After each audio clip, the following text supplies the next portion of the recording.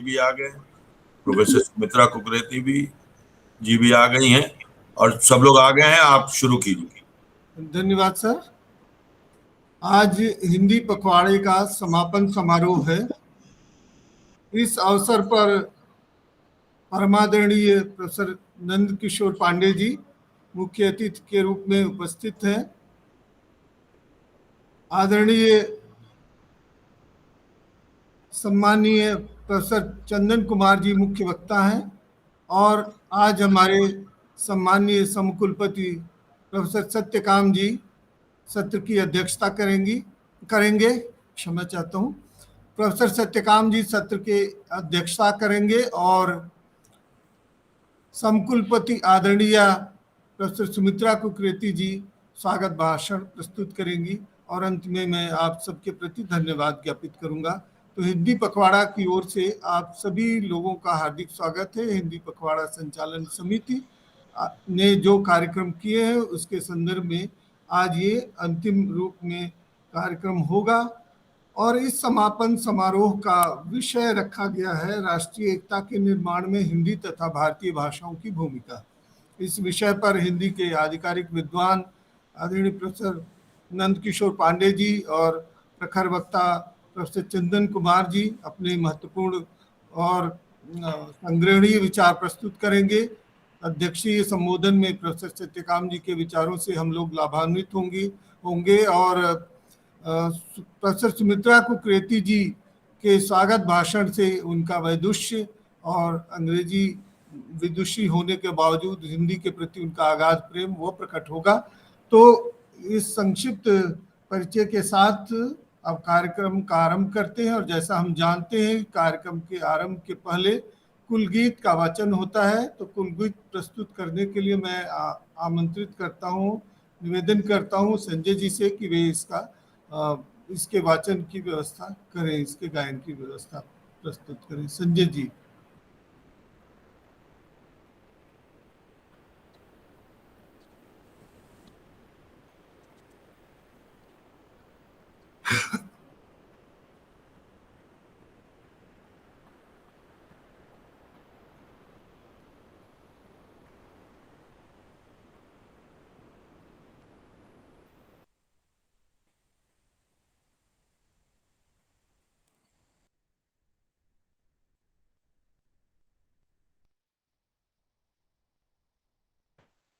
Sanjay ji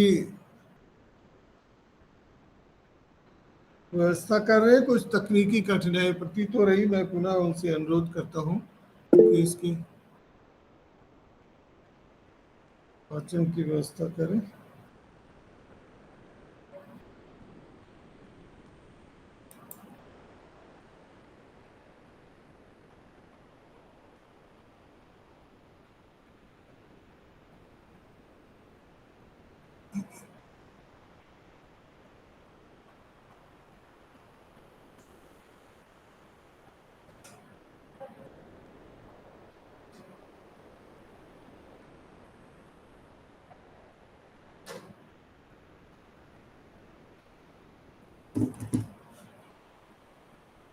sir ऐसा प्रतीत हो रहा है कि ये लिखित रूप में तो यहाँ प्रस्तुत हो रहा है लेकिन इसके प्रसारण में कुछ बाधा हो रही है। तो अगर आप अनुमति दें तो कार्यक्रम को आगे बढ़ाएं।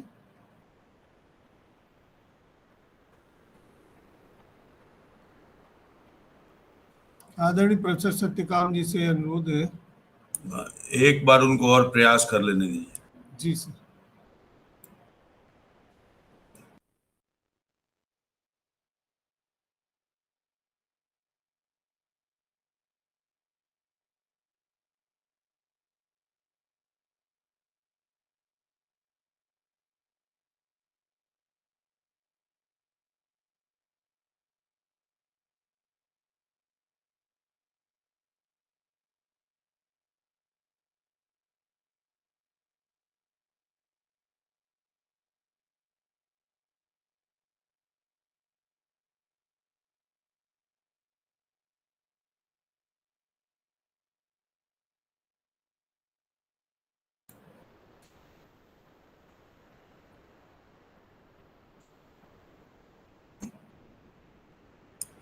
ये हो नहीं रहा है, मैं इसका पाठ कर देता हूँ। जी सर, ये तो बहुत अच्छा आपके मधुर स्वर से। मेरे पास कोई मधुर स्वर नहीं, मैं पाठ कर रहा हूँ। जी। ये है जन जन का विश्वविद्यालय, ये है जन जन का विश्वविद्यालय, सरल सुगम शिक्षा का आलय, जन जन का विश्वविद्यालय, जन जन का विश्वविद्यालय। ज्योत जलाए ज्ञान की, स्वाध्याय की, अनुसंधान की, राह दिखाए वंचितों को शिक्षा के अधिकार की, ना उम्र का कोई बंधन, ना बंदिश परिधि की। घर घर है बना शिक्षा का देवालय, ये है जन जन का विश्वविद्यालय, जन जन का विश्वविद्यालय। जन जन का मान है, सम्मान है, पहचान है, राष्ट्र का आह्वान है, वरदान है, अभिमान है। सर्व सुलभ सर्वोत्तम शिक्षा का है वादा, मुक्त और दूरस्थ शिक्षा का महालय, यह जन जन का विश्वविद्यालय, जन जन का विश्वविद्यालय। देश विदेश पटल पर भूषित, नवाचार से सज्जित, गुणवत्ता से परिपूरित, ज्ञानवाणी ज्ञान दर्शन ज्ञान कोश से संचित, सर्वगुण संपन्न शिक्षा का हिमालय, यह जन जन का विश्वविद्यालय, जन जन का विश्वविद्यालय। नमस्कार। बहुत धन्यवाद सर। ये कुल गीत आदरणीय प्रोफेसर सत्यकाम जी के निर्देशन में ही निर्मित और गठित हुआ था, और निश्चय ही इसके पाठ से हमारी जो भूमिका है उसका व्यापक प्रसार भी होगा और हमारे कर्तव्य पथ का हमें बोध भी होगा।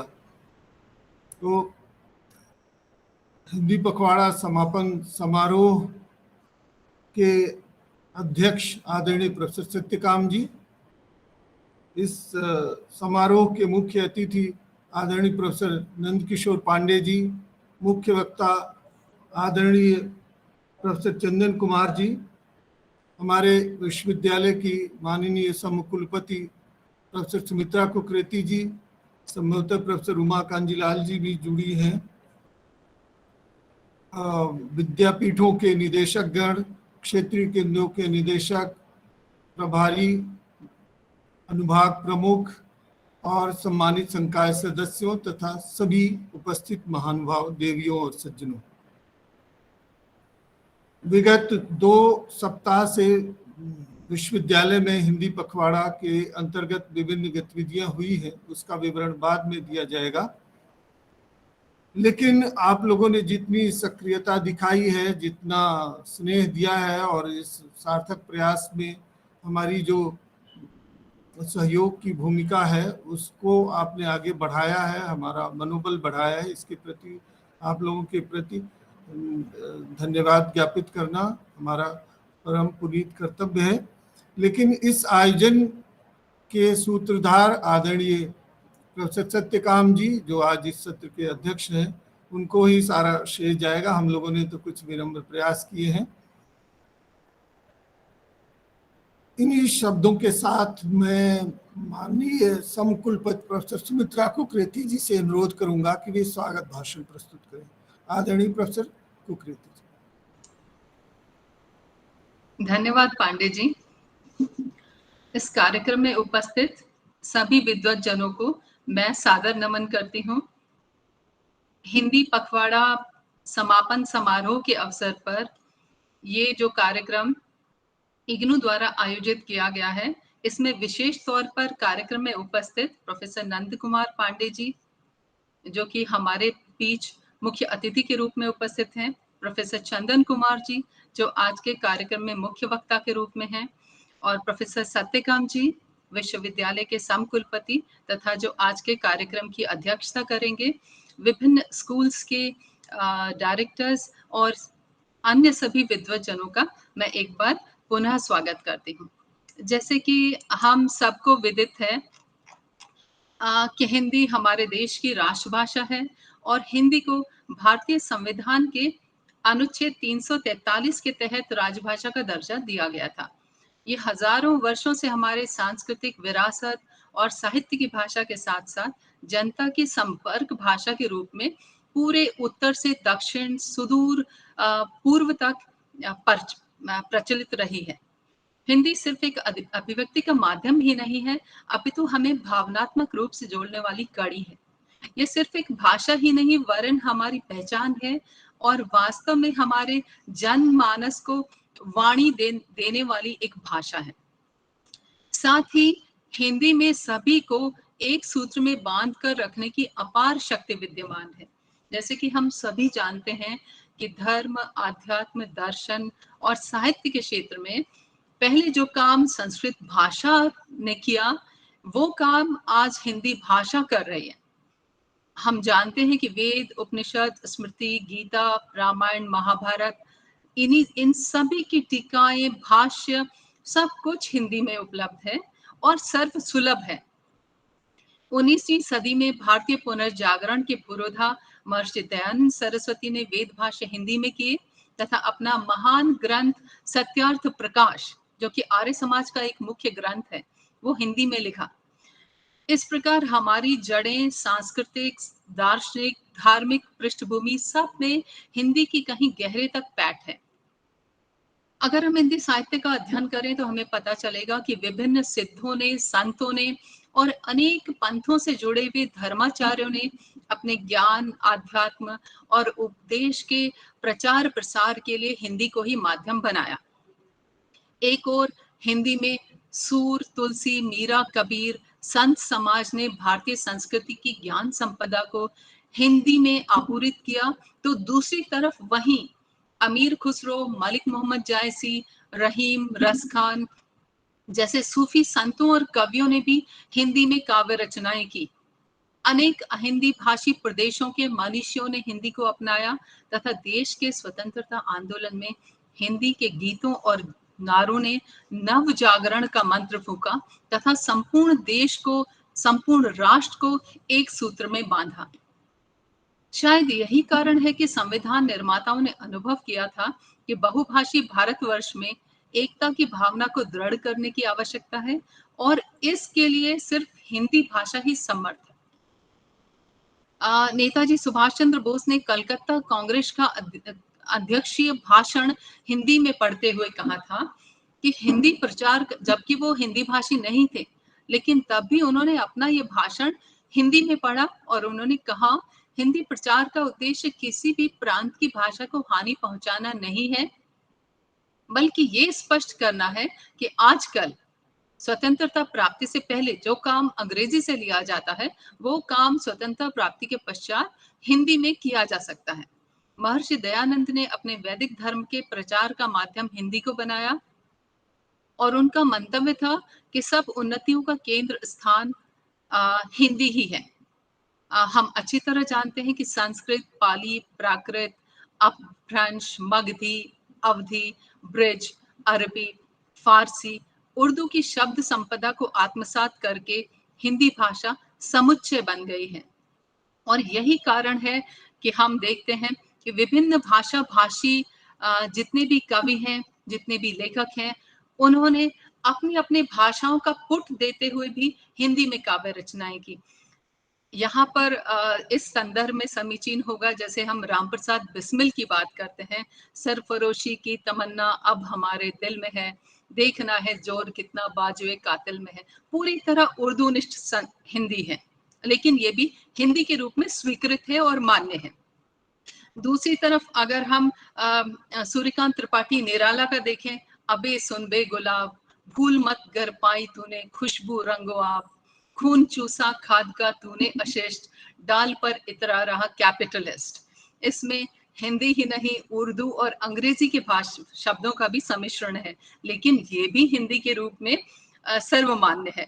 साथ ही जयशंकर प्रसाद का आंसू देखें, परिरंभ कुंभ की मदिरा, निश्वास मलय के झोंके, मुखचंद्र चांदनी जल से मैं उठता था मुंह धोके। उनकी जितनी भी रचनाएं हैं संस्कृत निष्ठ भाषा में हैं, लेकिन ये भी हिंदी का एक परिष्कृत रूप है और सर्वमान्य है।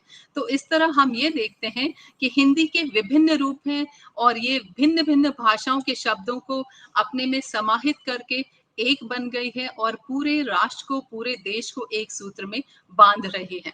तो आज हमें अपने संविधान सम्मत सभी भाषाओं का पूर्ण सम्मान करते हुए ये स्वीकार करना है कि राष्ट्रीय भावना और एकता को परिपुष्ट करने के लिए मात्र हिंदी ही समर्थ है, और इसलिए वास्तव में हिंदी को सही अर्थों में उसका स्थान दिलाने के लिए हमको संकल्प लेना चाहिए। आज हिंदी पखवाड़ा संचालन समिति की ओर से मैं सर्वप्रथम आज के कार्यक्रम के मुख्य अतिथि प्रोफेसर नंद किशोर पांडे जी का स्वागत करती हूँ। प्रोफेसर नंद किशोर पांडे जी हिंदी विभाग राजस्थान विश्वविद्यालय जयपुर में प्रोफेसर हैं, कला संकाय के अधिष्ठाता हैं तथा शोध निदेशक के पद पर आसीन हैं। आपकी संपूर्ण शिक्षा दीक्षा काशी हिंदू विश्वविद्यालय से हुई तथा हिंदी साहित्य सम्मेलन प्रयाग द्वारा आपको साहित्य वाचस्पति डीलिट की मानद उपाधि दी गई। इसके साथ ही आप पूर्व में केंद्रीय हिंदी संस्थान आगरा के पूर्व निदेशक रह चुके हैं। साथ ही मानव संसाधन विकास मंत्रालय भारत सरकार द्वारा आपने वैज्ञानिक एवं तकनीकी शब्दावली आयोग के अध्यक्ष पद पर कार्य का निर्वहन किया है। साथ ही आप विभिन्न विश्वविद्यालयों की कुलपति चयन समिति के सदस्य रह चुके हैं, जिनमें से मुख्य हैं महर्षि दयानंद सरस्वती विश्वविद्यालय अजमेर, जयनारायण व्यास विश्वविद्यालय जोधपुर, विभिन्न विश्वविद्यालयों की कार्य परिषद में आप विजिटर द्वारा नामित सदस्य हैं तथा आपने अब तक कई पुस्तकें प्रकाशित की हैं और आपके विभिन्न प्रतिष्ठित अंतरराष्ट्रीय पत्र पत्रिकाओं में शोध पत्र प्रकाशित हुए हैं। और आपके पुरस्कारों की एक बहुत लंबी सूची है, जिनमें से कुछ मुख्य हैं। क्षमा कीजिएगा, यहाँ पर समय अभाव के कारण मैं पूरा नहीं पढ़ पाऊंगी, क्योंकि मैं देख रही थी कि आपका जो जीवन वृत्त है वो बहुत विशाल है, बहुत सक्षम है। तो इसमें से पुरस्कारों में से मुख्य है कर्मयोगी पुरस्कार, जो कि विश्व भोजपुरी सम्मेलन मॉरिशस में आपको प्रदान किया गया, ज्ञान भारती सम्मान भाषा संगम इलाहाबाद में प्रदान किया गया, और तथा आपको हिंदी भाषा भूषण साहित्य मंडल द्वारा मानद उपाधि प्रदान की गई, महाकवि आचार्य अभिनव गुप्त शारदा सम्मान, विश्व हिंदी सेवा सम्मान, राष्ट्रकवि मैथिली शरण गुप्त सम्मान, शिक्षा भूषण सम्मान तथा विश्व हिंदी संस्थान कनाडा द्वारा भी आपको सम्मान प्रदान किया गया है। ये बहुत हर्ष का विषय है कि आज आप मुख्य अतिथि के रूप में हमारे बीच उपस्थित हैं। मैं आपका स्वागत करती हूँ। इसी के साथ मैं स्वागत करती हूँ अपने आज के मुख्य वक्ता प्रोफेसर चंदन कुमार जी का, जो कि दिल्ली विश्वविद्यालय में हिंदी विभाग में प्रोफेसर के पद पर आसीन हैं। आपने सत्यवती कॉलेज के प्रिंसिपल के रूप में भी अपनी सेवाएं दी हैं तथा श्री अरबिंदो कॉलेज और सेंट स्टीफेंस कॉलेज के हिंदी विभाग को भी सुशोभित किया है। हिंदी साहित्य के क्षेत्र में आप एक जाने माने हस्ताक्षर हैं। आपकी लगभग 25 पुस्तकें प्रकाशित हो चुके हैं तथा विभिन्न पत्र पत्रिकाओं में आपके लेख प्रकाशित होते रहते हैं। हिंदी लेखन और अभिभाषण के लिए आपको समय समय पर अनेक पुरस्कारों से सम्मानित किया जा चुका है। हमारे लिए अति हर्ष का विषय है कि आज आप कार्यक्रम में मुख्य वक्ता के रूप में हमारे बीच उपस्थित हैं। इसी के साथ मैं स्वागत करती हूँ आज हिंदी अपने इस कार्यक्रम में स्वागत करती हूँ इग्नू के सम कुलपति पद पर आसीन प्रोफेसर सत्यकाम जी का, जो कि आज के कार्यक्रम की अध्यक्षता कर रहे हैं। प्रोफेसर सत्यकाम जी हिंदी के प्रोफेसर होने के साथ साथ एक सुप्रसिद्ध आलोचक, कवि एवं हिंदी के मूर्धन्य विद्वान भी हैं। हिंदी भाषा के प्रति अगाध प्रेम के कारण आप निरंतर विभिन्न माध्यम से हिंदी भाषा की सेवा में जुड़े रहते हैं तथा विश्वविद्यालय में भी विभिन्न रूप में आप सदैव अपना योगदान प्रदान करते रहते हैं। पुनः आपका स्वागत है। अंत में मैं प्रोफेसर आरपी पांडे व हिंदी पखवाड़ा आयोजन समिति के सभी सदस्यों व अन्य उपस्थित कार्यक्रम में विभिन्न माध्यमों द्वारा उपस्थित सभी विद्वज्जनों का बहुत बहुत स्वागत करती हूँ। धन्यवाद। हार्दिक कृतज्ञता प्रोफेसर सुमित्रा कुकरेती जी। प्रोफेसर सुमित्रा कुकरेती जी को सुनना एक ऐसे अनुभव से गुजरना है जिसमें हमें लगता है कि ये हिंदी भाषा की विदुषी और आधिकारिक उसकी प्रस्तोता है, यद्यपि तथ्य ये है कि अंग्रेजी की प्रोफेसर और प्रख्यात लेखिका है, अंग्रेजी भाषी और अंग्रेजी विशेषज्ञ होने के बावजूद हिंदी में इनका जो ज्ञान कौशल है वो निश्चय ही रेखांकन योग्य है और इन्होंने उदारता पूर्वक हमारे इस अनुरोध को स्वीकार किया। आपका बहुत धन्यवाद प्रोफेसर कुकरेती मैडम। विश्वविद्यालय के माननीय कुलपति जी आज किन्हीं अन्य कारणों से व्यस्त होने के कारण आज यहाँ उपस्थित नहीं है। उनका अध्यक्षीय संबोधन हमें नहीं प्राप्त होगा, लेकिन उन्होंने समिति का गठन किया और हमें प्रेरित किया इस कार्य के लिए, तो उनका यहाँ उल्लेख करना आवश्यक है, उनके प्रति आभार ज्ञापित करना आवश्यक है। आज का विषय है राष्ट्रीय एकता के निर्माण में हिंदी तथा भारतीय भाषाओं की भूमिका। और हिंदी भारतीय भाषाओं के बीच समन्वय का एक सेतु का कार्य करती है, एक सुमेरु के रूप में वो अपनी भूमिका निभाती है, एक सूत्रता का अभिग्रहण करती है, उसका कार्यान्वयन करती है। लेकिन भारतीय भाषाएं किस तरह से भारतीयता की बहुलता की संस्कृति को एक सूत्र में पिरोने का कार्य करती है। भारत की जो विशिष्ट प्रतिभा है, विशिष्ट लक्षण है भारत का कि बहुलता के बावजूद एकता का सूत्र और किस तरह से उसको संयोजित किया जा सकता है। राष्ट्रीय शिक्षा नीति में भी इस पर विशेष बल दिया गया है। बिना किसी अतिरिक्त विस्तार के हिंदी के आधिकारिक विद्वान, प्रखर वक्ता, समाज चिंतक, विचारक और पूर्वोत्तर के विशेषज्ञ, संस्कृति मंत्रालय के केंद्रीय सलाहकार बोर्ड के सदस्य और दिल्ली विश्वविद्यालय के प्रोफेसर, नाट्य साहित्य के विशेषज्ञ मोहन राकेश और ब्रेख्ट जैसे नाटकों पर इन्होंने बहुत ही महत्वपूर्ण कार्य किया है। वो काफी दीर्घकालिक उसका प्रभाव रहेगा हिंदी साहित्य के ऊपर। तो इस संक्षिप्त परिचय के साथ मुख्य वक्ता को सादर आमंत्रित करना चाहता हूं। मैं अनुरोध करता हूं आदरणीय सम्मानीय प्रोफेसर चंदन कुमार जी को कि वे अपने वक्तव्य से हम सबको गौरवान्वित करें, लाभान्वित करें और कार्यक्रम की गरिमा बढ़ाएं। आदरणीय प्रोफेसर चंदन कुमार जी। नमस्कार, मेरी आवाज आ रही है? आ रही सर, बिल्कुल आ रही है, स्पष्ट।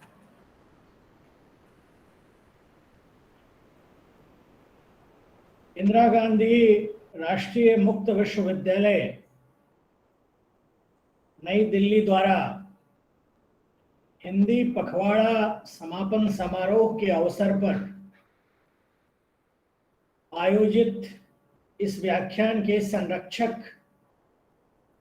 और विश्वविद्यालय के कुलपति प्रोफेसर नागेश्वर राव जी, समकुलपति द्वय प्रोफेसर सुमित्रा कुकरेती जी और प्रोफेसर सत्यकाम जी, मुख्य अतिथि प्रोफेसर नंद किशोर पांडे जी, प्रोफेसर राजेंद्र प्रसाद पांडे जी, विश्वविद्यालय के विभिन्न संकायों के संकाय अध्यक्ष एवं निदेशक, क्षेत्रीय केंद्रों के प्रभारी, विद्वान प्राध्यापक, शोधार्थी और विद्यार्थी समुदाय, सबको मेरा प्रणाम। आज संवाद का विषय है राष्ट्रीय एकता के निर्माण में हिंदी तथा अन्य भारतीय भाषाओं की भूमिका। राष्ट्र क्या है, राष्ट्रीयता क्या है, एकता क्या है, भारत क्या है, भारतीय क्या है, भारतीयता क्या है, एकता समरूपता है, उसको समझने की दृष्टि क्या हो, दृष्टि से ही समाधान निकलेगा। स्वातंत्रोत्तर भारत के विश्वविद्यालयों में एक बौद्धिक मुबहमी व्याप्त रही है। मुबहमी समझते हैं आप? अरबी का शब्द है अस्पष्ट, गोलमाल, गोलमोल, जिसका अर्थ साफ समझ में ना आए, भ्रमित, धुंधला, छिपा हुआ, पोशीदा, यानी वो बात जिसका मतलब साफ न हो और समझ में ना आए। बौद्धिक धुंधल का स्वातंत्रोत्तर भारत की उच्च शिक्षा का स्वभाव है। मुझे खुशी है कि हिंदी पखवाड़े के बहाने से राष्ट्र पर, राष्ट्रीय एकता पर और भारतीय साहित्य पर बात हो रही है। उर्दू के एक कवि हैं अमजद इस्लाम अमजद, अविभाजित भारत के लाहौर में पैदा हुए। उन्हें पाकिस्तान में सितारा ये इम्तियाज स्टार ऑफ एक्सेलेंस का पुरस्कार भी मिला। उनकी पंक्ति याद आ रही है, चांद के साथ कई दर्द पुराने निकले, कितने गम थे जो तेरे गम के बहाने निकले। दिल ने एक ईंट से तामीर किया ताजमहल, तूने एक बात कही लाख फसाने निकले। इस गजल को जगजीत सिंह ने गाया भी है। तो साहब आज इन्हीं फसानों पर बात होगी। सबसे पहले तो यह है कि भारत, भारतीयता और भारतीय राष्ट्र को आप पांथिक शब्दावली में नहीं समझ सकते। शुक्ल जी याद आ रहे हैं, आचार्य रामचंद्र शुक्ल, हिंदी की आलोचना बुद्धि के हिमालय, स्थिता पृथिव्या युग मानदंड। शुक्ल जी के शब्द हैं विरुद्धों का सामंजस्य। भारतीय भाषाओं के साहित्य का एक अल्हड़ पाठक होने का एक सुख है, और वह एक सुख है कि एक साहित्यिक पाठक के रूप में जो बोध हमने अर्जित किया वह अपने मूल स्वभाव में किसी प्रकार की आत्यंतिक व्याख्या का प्रतिपक्ष है। यहां योग है, वैशेषिक है, सांख्य है, मीमांसा है, वेदांत है, न्याय है, जैन है, बौद्ध है, चारवाक है। मीमांसा में भी पूर्व मीमांसा है, उत्तर मीमांसा है। जैनियों में भी श्वेतांबर है, दिगंबर हैं। श्वेतांबरों में भी 13 पंथी हैं। बौद्धों में भी हीनयान है, महायान है। महायानियों में भी वज्रयान है, और न जाने क्या क्या है। बौद्ध मत के उत्पत्ति की कई लोकप्रिय व्याख्याओं में एक व्याख्या यह भी रही है कि यह वैष्णव मत की रूढ़ियों के विरुद्ध खड़ा हुआ। रूढ़ियां अर्चन, बंधन, आराधना से संदर्भित बताई गई। एक रोचक बात बताऊं आपको, महर्षि वेदव्यास भागवत के 10वें स्कंद के 40वें अध्याय के 17वें श्लोक में जब विष्णु के अवतारों का वर्णन कर रहे हैं तो इन्हीं बुद्ध को विष्णु का 9वां अवतार बता रहे हैं। मैं जो संकेत आपसे करना चाह रहा हूं कि भारतीय पाठ में, भारतीय साहित्य के पाठ में सेकुलर नॉन सेकुलर कोई समस्या नहीं है। यह समस्या पश्चिमी साहित्य और समाज की है। निर्मल वर्मा का एक लेख है, मेरे लिए भारतीय होने का अर्थ। निर्मल कहते हैं कि यदि भारत का सभ्यता बोध और सांस्कृतिक परंपराएं आज भी मौजूद हैं तो उसका एक मुख्य कारण वह केंद्रीय आध्यात्मिक तत्व है जिसमें इतनी क्षमता और ऊर्जा थी कि इतिहास के निर्मम थपेड़ों के बावजूद वह समस्त प्रभाव को अपने भीतर समाहित कर सका। मैं जब ऐसा आपसे कह रहा हूं तो मेरी एक जिज्ञासा भी है कि हम संस्कृति को समझें कैसे, एकता को कैसे समझें। संस्कृति का भारतीय तर्क क्या है, भारतीय होना क्या है, हमारा आइडिया ऑफ इंडिया क्या है, स्वाधीनता क्या है। स्वाधीनता स्वतंत्रता है, स्वाधीनता क्या देह का उत्सव है। पश्चिम का साहित्य हमारे चिंतन को और हमारी साहित्यिक समस्याओं को द अदर के रूप में देखता है। आप जानते हैं एक सज्जन हुए हैं एडवर्ड सईद, वो फिलिस्तीनी मूल के थे, अमेरिका में रहते थे, ओरिएंटलिज्म के सिद्धांतकारों में से। एडवर्ड सईद का जब प्राच्यवाद है, जो पूरब को देखने की उनकी दृष्टि है, इसी द अदर के रूप में भारत को देखती है। जब आप द अदर के रूप में देखते हैं तो आप कुछ खांचे बनाते हैं, और वे खांचे क्या हैं? Little traditions, great traditions, secular, non secular, modern, traditional, Hindi में कहूं तो लोक और शास्त्र, पांथिक और पंथ निरपेक्ष, परंपरा और आधुनिकता जैसे वर्गीकरणों में भारतीय समाज और भारतीय साहित्य को देखना इस द अदर वाली दृष्टि से पैदा होता है। यह शास्त्र लोक के संवाद में है, पंथ निरपेक्षता धार्मिकता में समाहित है, परंपरा सातत्यता का बोध है। एक बात कहूं, ऐसा होना हिंदू होना है। यह विरुद्धों का सामंजस्य है। विरुद्धों का सामंजस्य याद कीजिए, रामचंद्र शुक्ल। मैं भारतीय भाषाओं के साहित्य का एक अल्हड़ पाठक होने के नाते कुछ उदाहरण आपको देता चलूंगा। तुलसीदास की एक पंक्ति है, अगुण ही सगुण ही नहीं कछु भेदा, यह अभेद ही भारतीय होना है। आचार्य रामचंद्र शुक्ल चिंतामणि के भाग 3 में कहते हैं, भेदों में अभेद ही सच्ची तत्व दृष्टि है। आपको पता है 108 उपनिषद हैं, उसमें एक उपनिषद है महोपनिषद। महोपनिषद के 4थे अध्याय का 71वां श्लोक है, अयं निज परो वेति गणना लघुचेत साम उदार चरिता नाम तो वसुधैव कुटुंबकम। आदरणीय समकुलपति महोदया ने जयशंकर प्रसाद का उल्लेख किया। जयशंकर प्रसाद के लहर का 7वां छंद है, मैं हूं क्या और तुम क्या हो, इसमें क्या हो है धरा सुनो, मानस जलधि रहे चिरचुंबित मेरे क्षतिज उदार बन। यह उदार होना हमारी संस्कृति है, इस औदार्य से हमारी सत्ता बनी है। इसी औदार्य ने हमें पांथिक होने से बचाया है। हिंदी इसी औदार्य की प्रतिनिधि है, इसीलिए वह राष्ट्रीय एकता की भाषा है। दुनिया में हम जहां गए इसी औदार्य तत्व से गए। जो तलवार के साथ गए, तलवार के रास्ते गए, उनके साथ इतिहास न्याय कर रहा है। एक बात बताऊं, हिंदी का कोई भी बड़ा कवि औदार्य की प्रस्तावना के लिए एक प्रतीक लेता है, और वह प्रतीक है हिमालय।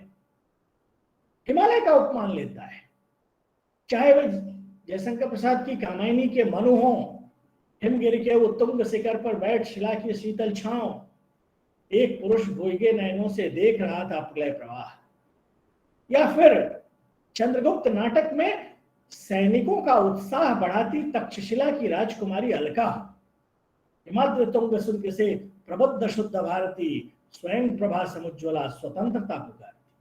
कालिदास के यहाँ भी हिमालय है। हिमालय भारत भूमि का औदात्य है, और यह भारतीय साहित्य का सर्वमान्य प्रतीक है। हिंदी इस औदात्य की प्रतिनिधि है। हमारे वांग्मय भारत बोध के निर्माण में, हमारी भाषाओं का साहित्य भारत बोध के निर्माण में हिमालय और नदी की भूमिका को स्वीकारते हैं। आपको ध्यान है, आप विद्वान लोग हैं, विष्णु पुराण का वह श्लोक याद कीजिए, उत्तरं यत् समुद्रस्य हिमाद्रिश्चैव दक्षिणं वर्षम तद भारतम नाम भारती यत्र संतति। संकेत यह है कि यह एक सांस्कृतिक राष्ट्र है, और इस हिंदी इस सांस्कृतिक राष्ट्र के औदार्य का पाठ है। आस्तिक, नास्तिक, शाक्त, शैव, मूर्ति पूजक, प्रतिमा भंजक सब उसके प्रवाह में शामिल हैं। भारतीय मन सब कुछ को पचाकर ज्ञान केंद्रित समाज की स्थापना में लगा हुआ मन है। यही कारण है कि यहां धर्मबोध, साहित्य बोध और जीवन बोध, पांथिक और पंथ निरपेक्ष, सांप्रदायिक गैर सांप्रदायिक जैसे खांचों में बटा हुआ नहीं है। साहित्य, कला और धर्म एक आंतरिक जिजीविषा का पाठ बन जाते हैं। यह कुछ भी संस्थागत नहीं है, स्ट्रक्चर्ड नहीं है, बेहद लचीला और प्रत्यास्थ है। और यही वो कारण है कि यूनानो मिश्र रोमा सब मिट गए जहां से, कुछ बात है कि हस्ती मिटती नहीं। इस जीवन बोध और साहित्य बोध में अद्वैत दर्शन के लिए भी स्थान है, और वर्णाश्रम के लिए भी स्थान है। रस सिद्धांत की केंद्रीयता भी है और अलंकारों और ध्वनियों के गूढ़ विभाजन और वर्गीकरण भी है। जो साहित्य का शीर्ष है वह लोक जीवन का मंत्र भी है। एक बात बताऊं आपको, कविता की चरम सार्थकता मंत्र हो जाने में है। संस्कृत और हिंदी की परंपरा इस बात का प्रमाण है। सूरदास और तुलसीदास की कविता इस बात का प्रमाण है। वर्णानाम अर्थ संहानाम रसानाम छंदसामपि मंगलानाम च कर्तारौ वंदे वाणी विनायको। गोस्वामी तुलसीदास कृत रामचरितमानस के बालकांड का की कविता भी है और यह मंत्र भी है। नमामि शमीशान निर्वाण रूपम विभुम व्यापकम ब्रह्म वेदम स्वरूपम निजं निर्गुणं निर्विकल्पं निरीहं चिदाकाश समाकाश सुवासं भजेहं। एक कवि की रचनात्मकता का प्रमाण भी है और जीवन के कष्टों को हरण करने के लिए पढ़ा जाने वाला शिव का रुद्राष्टक मंत्र भी है। हमारी आस्था के प्रतीक जीवन के अंतर विरोधों का शमन करते, वे द्वंद्व की प्रस्तावना नहीं करते। मैं एक बात बताऊं, भारतीय साहित्य बोध और भारतीय जीवन बोध द्वंद्वात्मक नहीं है,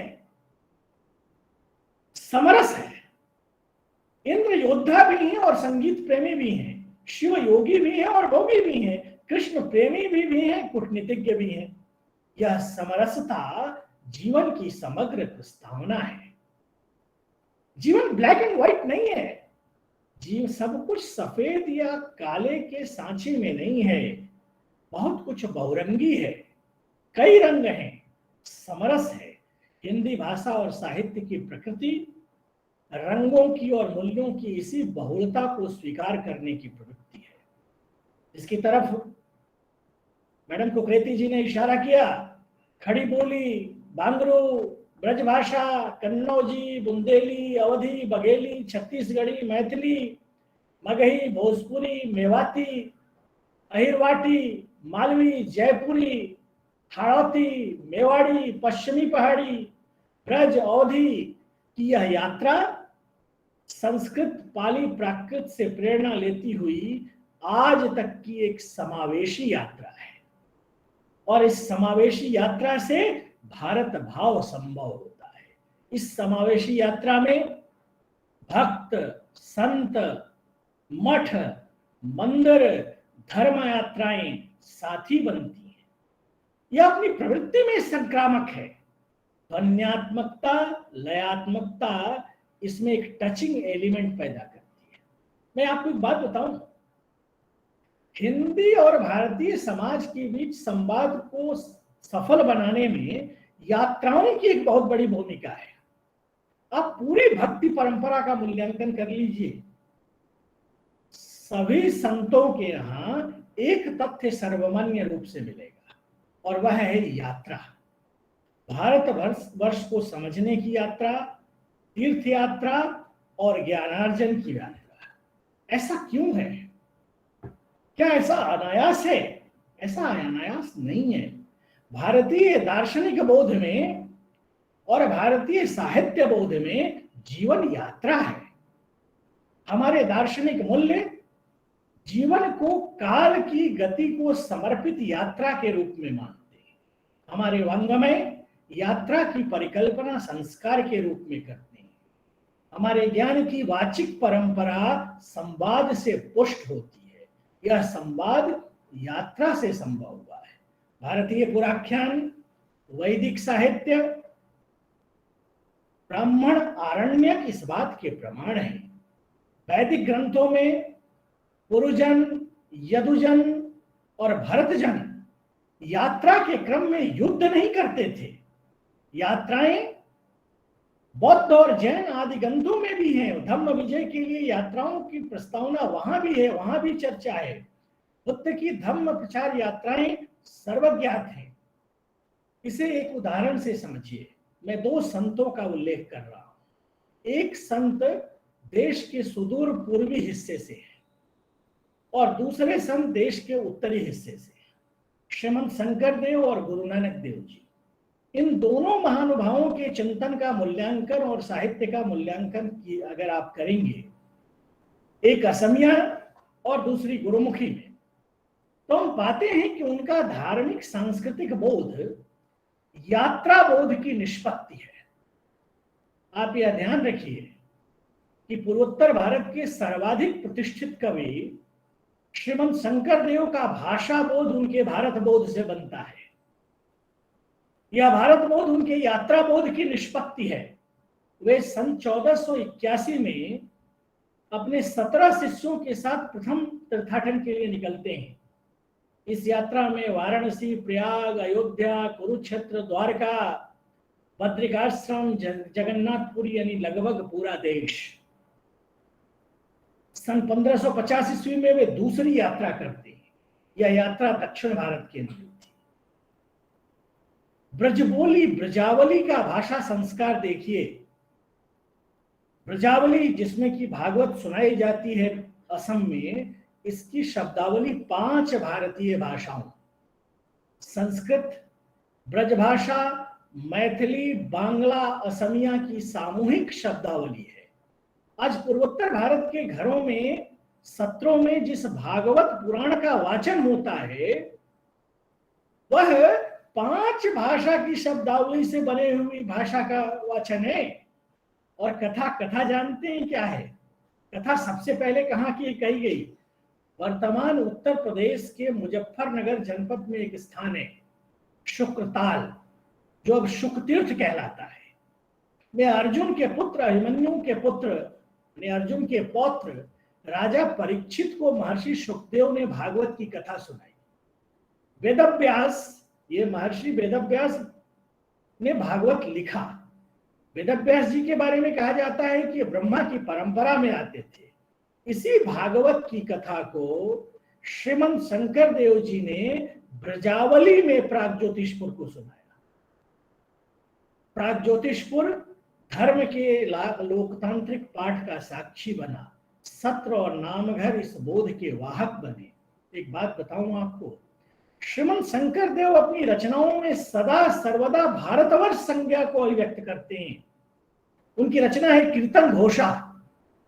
कीर्तन घोषा में श्रीमंत शंकर देव जी का कथन है, जानिए सबे एरा भास भूस, भाग्य से भारते भैला मानुस।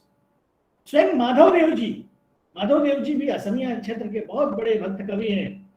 उनका बरगीत में उनका कथन है, धन्य धन्य कलिकाल, धन्य धन्य नरतुन भाल, धन्य धन्य भारतवर्ष। श्रीमंत शंकर देव जी ने भारत भूमि को जम्मू द्वीप मध्य भारत श्रेष्ठतर कहा, यानी जम्मू द्वीप में भारत भूमि श्रेष्ठ है। यह क्या है? यह आइडिया ऑफ इंडिया है। यही वह भारत बोध है जब सुदूर पश्चिम का आदमी यानी द्वारका का व्यक्ति जब माजुली जाता है, या वृंदावन का व्यक्ति जब नारायणपुर जाता है, हिमाचल का व्यक्ति जब अरुणाचल जाता है, तो यह बोध, यह साहित्य बोध और यह धर्म बोध उसे फीलिंग एट होम का एहसास देता है। मैं जब असम कह रहा हूं तो इस असम में अरुणाचल प्रदेश, जो आजादी के बाद नॉर्थ वेस्ट फ्रंटियर के रूप में जाना जाता था, लुसाई हिल्स जो अब मिजोरम के रूप में जाना जाता है, और गारो खासी और जयंतिया हिल्स जो अब मेघालय कहलाता है, सभी शामिल हैं। वहीं श्रीमंत शंकर देव जी के अलावा गुरु नानक देव जी 24 साल में 2 उपमहाद्वीपों की 60 शहरों की पैदल यात्रा करते हैं। इस दौरान वे लगभग 28,000 किलोमीटर की यात्रा करते हैं। एक सज्जन हुए हैं कुलदीप सिंह ढिल्लो, उन्होंने शोध किया है, गुरु नानक देव जी की यात्राओं पर शोध किया है। उनके मुताबिक 5वीं यात्रा में गुरु नानक देव जी ने 2334 किलोमीटर की यात्रा का सफर तय किया। इस बात के प्रमाण हैं कि वर्तमान पूर्वोत्तर के शिवसागर जिले में एक जगह है नाजीरा, वहां दीखू नदी के पास जो मंदिर है, वहां स्थानीय सिख समुदाय के लोग बताते हैं कि इस स्थान पर गुरु नानक देव जी और श्रीमंत शंकर देव जी की मुलाकात हुई थी। थोड़ा ध्यान दीजिएगा, गुरु नानक देव जी की भाषा क्या रही होगी और श्रीमंत शंकर देव जी की भाषा क्या रही होगी, लेकिन जो तत्व जोड़ता है वह है भारत राग। और यही भारत राग भारतीय साहित्य की शक्ति है। सभी संतों के यहां इस भारत राग को आप पढ़ सकते हैं। देश पर संकट है, देश को बचाना है। संकट क्या है? वल्लभाचार्य के शब्दों को उधार ले तो म्लेच्छाक्रांतेषु देशेषु, देश म्लेच्छाक्रांत है, आस्था के प्रतीक तोड़े जा रहे हैं।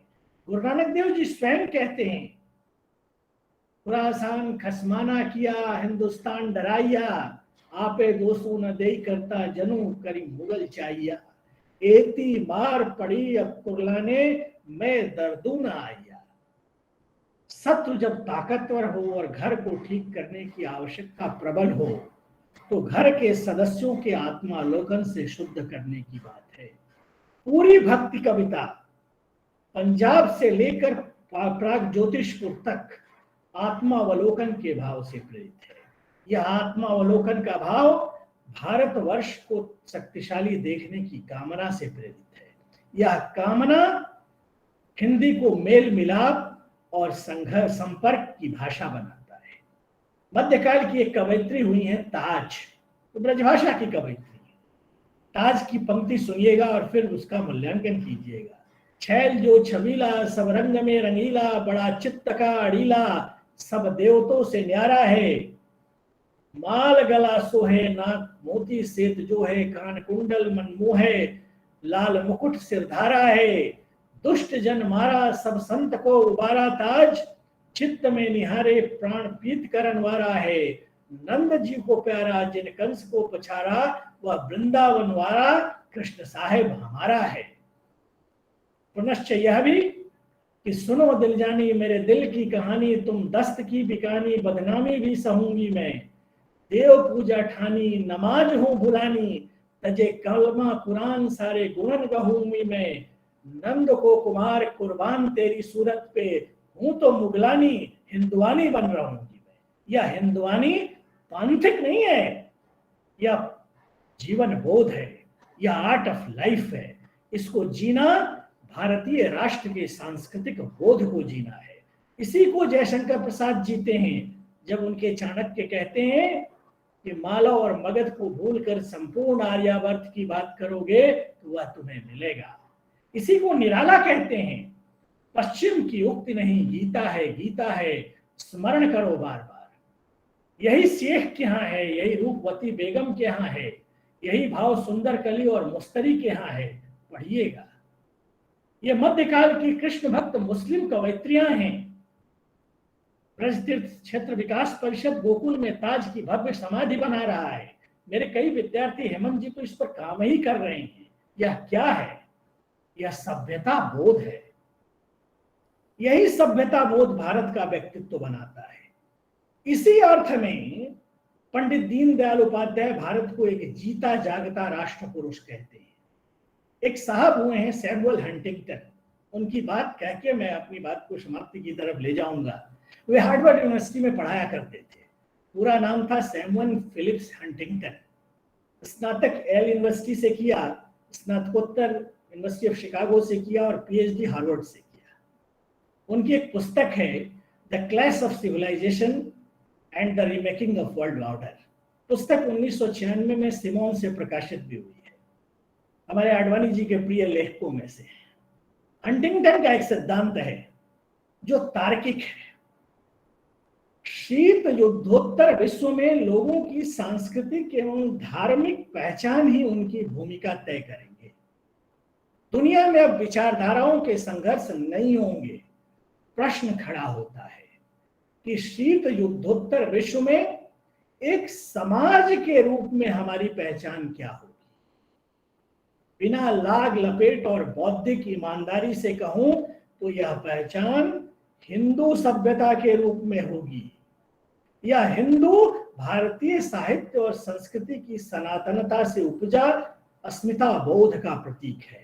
हिंदी और अन्य भारतीय भाषा के साहित्य को इसी हिंदू पाठ के रूप में पढ़ा जाना चाहिए।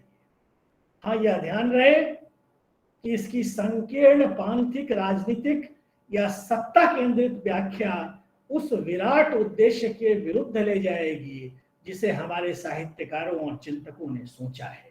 इस सोच को मलिक मोहम्मद जायसी, रसखान, ताज, शेख, रूपमती बेगम, सुंदर कली, मुस्तरी बाई, इकबाल अजीमुल्ला और हसरत मोहानी ने उतनी ही निष्ठा से बनाया है जितनी निष्ठा से कल्हण, मम्मट, अभिनव गुप्त, कालिदास, तुलसीदास, श्रीमंत शंकर देव, गुरु नानक देव, सुब्रमण्यम भारती, रविंद्रनाथ टैगोर, जयशंकर प्रसाद और निराला ने बनाया है।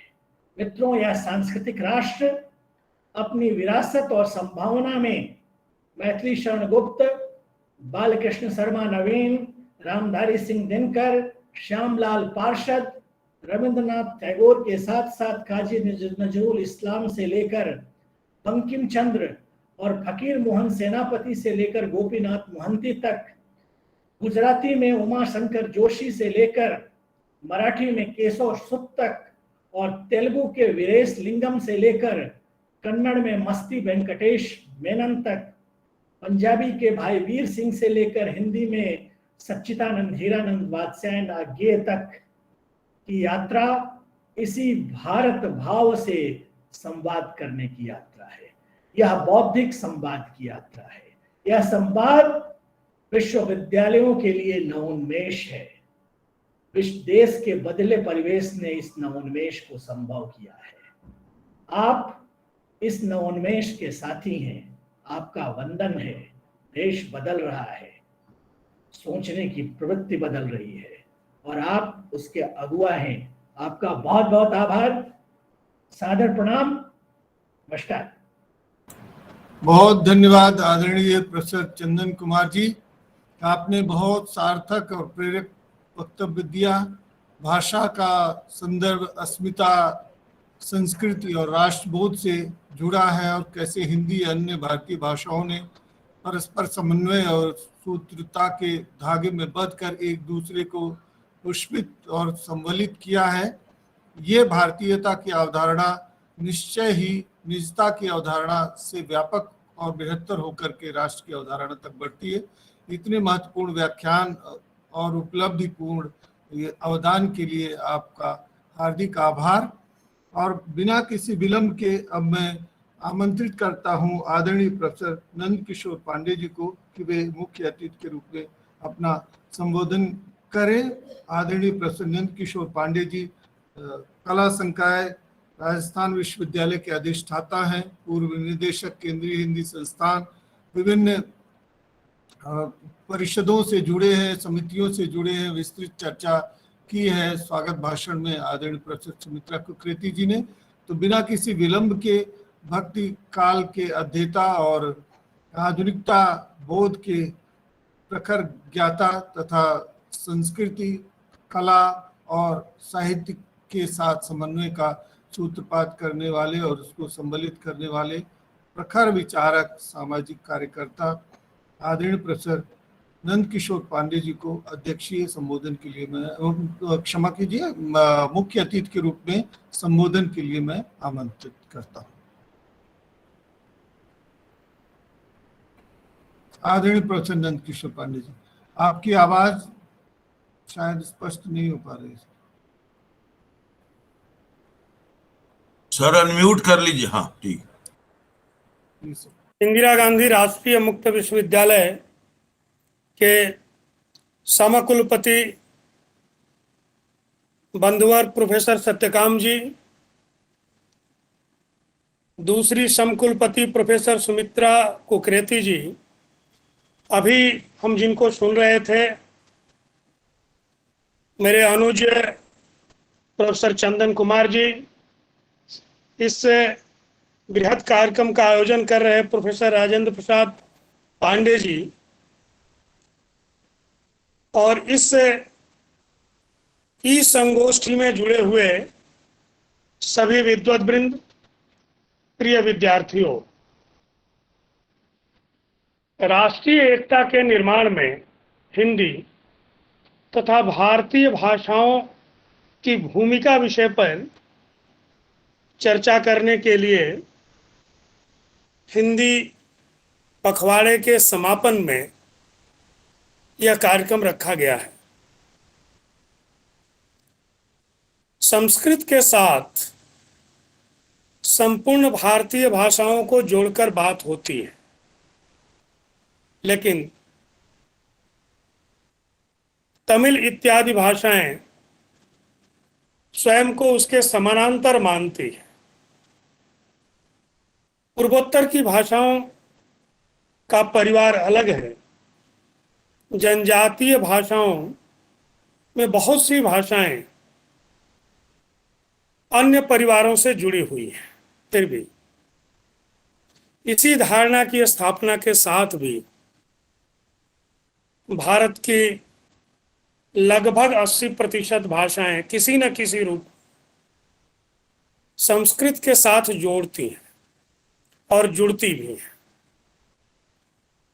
हजार नहीं, हजारों वर्षों तक राष्ट्रीय एकता के निर्माण के साथ जुड़कर संस्कृत ने अपनी इस भूमिका को स्थापित किया है। आज बड़े क्षेत्र में, बड़े भूभाग में उस भूमिका को हिंदी निरंतर स्थापित कर रही है। अपभ्रंशों के साथ मराठी और गुजराती सहित संपूर्ण उत्तर भारत की आधुनिक आर्य भाषाएं विकसित हुई हैं। आज मागधी बिहार के कुछ जिलों में बोली जाती होगी, लेकिन उस मागधी से निःसृत बांग्ला, असमिया और उड़िया भारत के एक बड़े क्षेत्र की भाषा तो है ही। लगभग 30 करोड़ आबादी की भाषा है। संस्कृत के विद्वान हिंदी को सीधे सीधे अपनी पुत्री कहते हैं। पाल प्राकृत अपभ्रंश से होती हुई हिंदी विकसित हुई है। यदि सीधे सीधे संस्कृत की पुत्री हिंदी है तो पूरा दाय हिंदी का है। इस रूप में संस्कृत की पूरी शब्दावली हिंदी की शब्दावली है। स्वीकार करने के साथ कोई मना भी नहीं करता। हिंदी की शब्दावली और विस्तृत भी है। संस्कृत में भारतीय भाषाओं की शब्दावली उस तरह से नहीं है जिस तरह से हिंदी में है। हिंदी पूरी संस्कृत की शब्दावली को ग्रहण करती है। इसके अलावा अंग्रेजी की शब्दावली बड़ी संख्या में, दक्षिण भारतीय भाषाओं की शब्दावली, अरबी फारसी की शब्दावली, तुर्की पुर्तगाली की शब्दावली, ये पूरी शब्द संपदा मिलकर हिंदी का जो क्षेत्र विकसित होता है वह संस्कृत की शब्दावली से बहुत बड़ा है। क्योंकि संस्कृत का तो पूरा हमने ले ही लिया। हम फूल भी कहते हैं, पुष्प भी कह सकते हैं, सुमन और कुसुम भी। आकाश भी हमारा है, नभ भी हमारा है। तो संस्कृत का पूरा कोश, भारतीय भाषाओं की शब्दावली, विदेशी भाषाओं की शब्दावली, तो हिंदी पूरे भारत को जोड़ती है। इसमें संशय की कोई जगह नहीं है। तमिल की भी शब्दावली, तमिल का बहुत पुराना ग्रंथ तिरुक्कुरल है, तिरुवल्लुवर की रचना है। 1330 तो है इसमें है। अब तिरुवल्लुवर की इस महत रचना के प्रभाव से हिंदी में कितने ग्रंथ लिखे गए। तिरुवल्लुवर में के रचना कर्म में है क्या? सदाचार है, राज्य और राजनीति है, नागरिकता के विषय पर बहुत सारे दोहे रचे गए हैं। और प्रेम की कविता है। रीतिकाल के कवि बिहारी को हम भक्ति, नीति और श्रृंगार का कवि कहते हैं, और बिहारी की पृष्ठभूमि में गाथा सप्तशती और आर्या सप्तशती को देखते हैं। और पीछे जाएं, हम अपने आदिकालीन साहित्य के भी पीछे जाएं, तो हम उसे तिरुवल्लुवर से और तिरुकुरल से जोड़ सकते हैं। हिंदी के सूरदास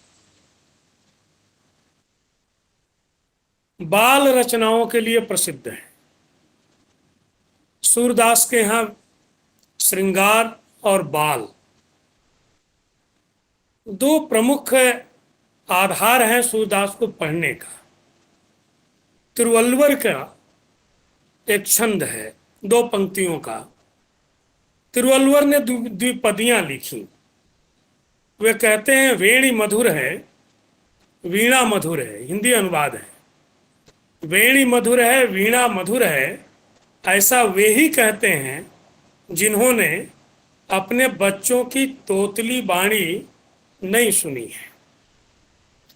अब सूरदास के बाल वर्णन को देखना हो तो उसके उत्स को क्यों ना हम तमिल कविता में ढूंढें। हिंदी के साथ तमिल कविता को भक्ति काल ने जोड़ा। श्रृंगार के साथ भी हम तमिल कविता को जोड़ सकते हैं और उसके अति प्राचीन कवि के साथ जोड़ सकते हैं, तिरुवल्लुवर के साथ जोड़ सकते हैं। तिरुवल्लुवर की एक द्विपदी है।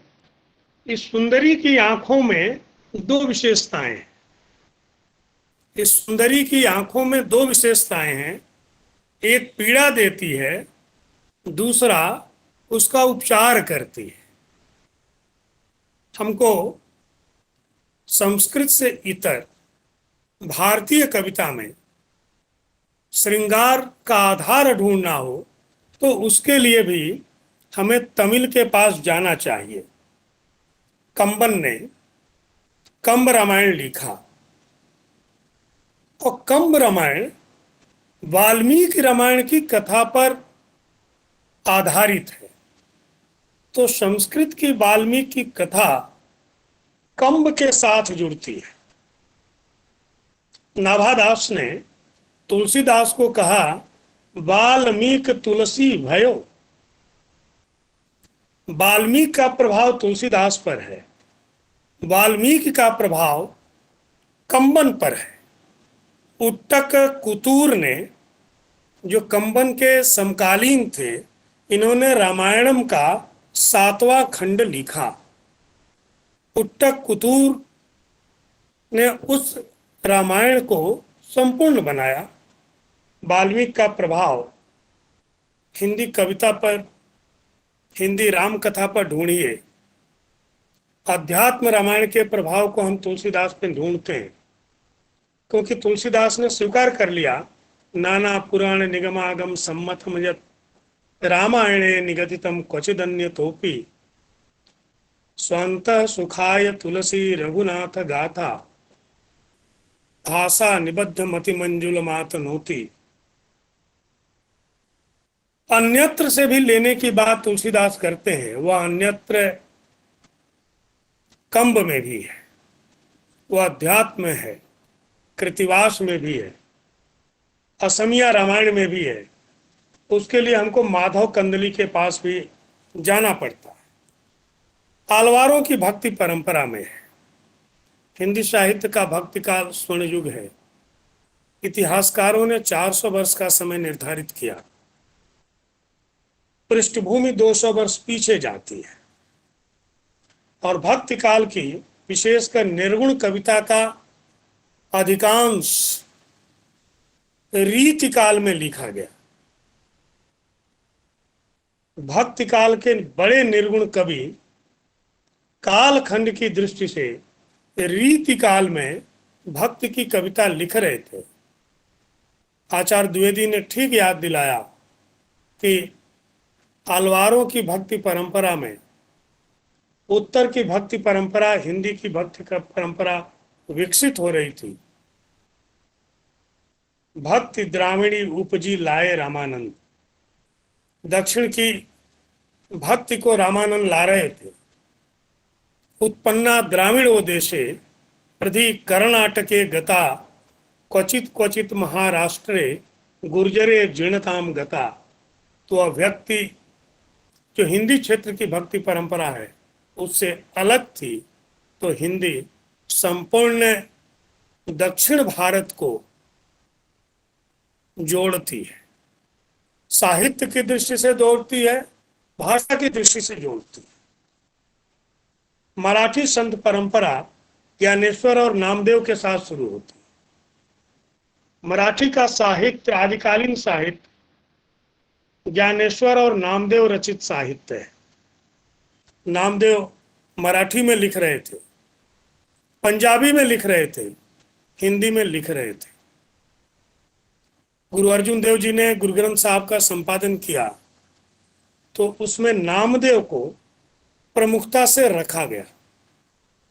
नामदेव सगुण है, विट्ठल के उपासक हैं, वे निर्गुण हैं। नामदेव नाथ पंथी हैं, नामदेव सिंपी हैं, दर्जी हैं।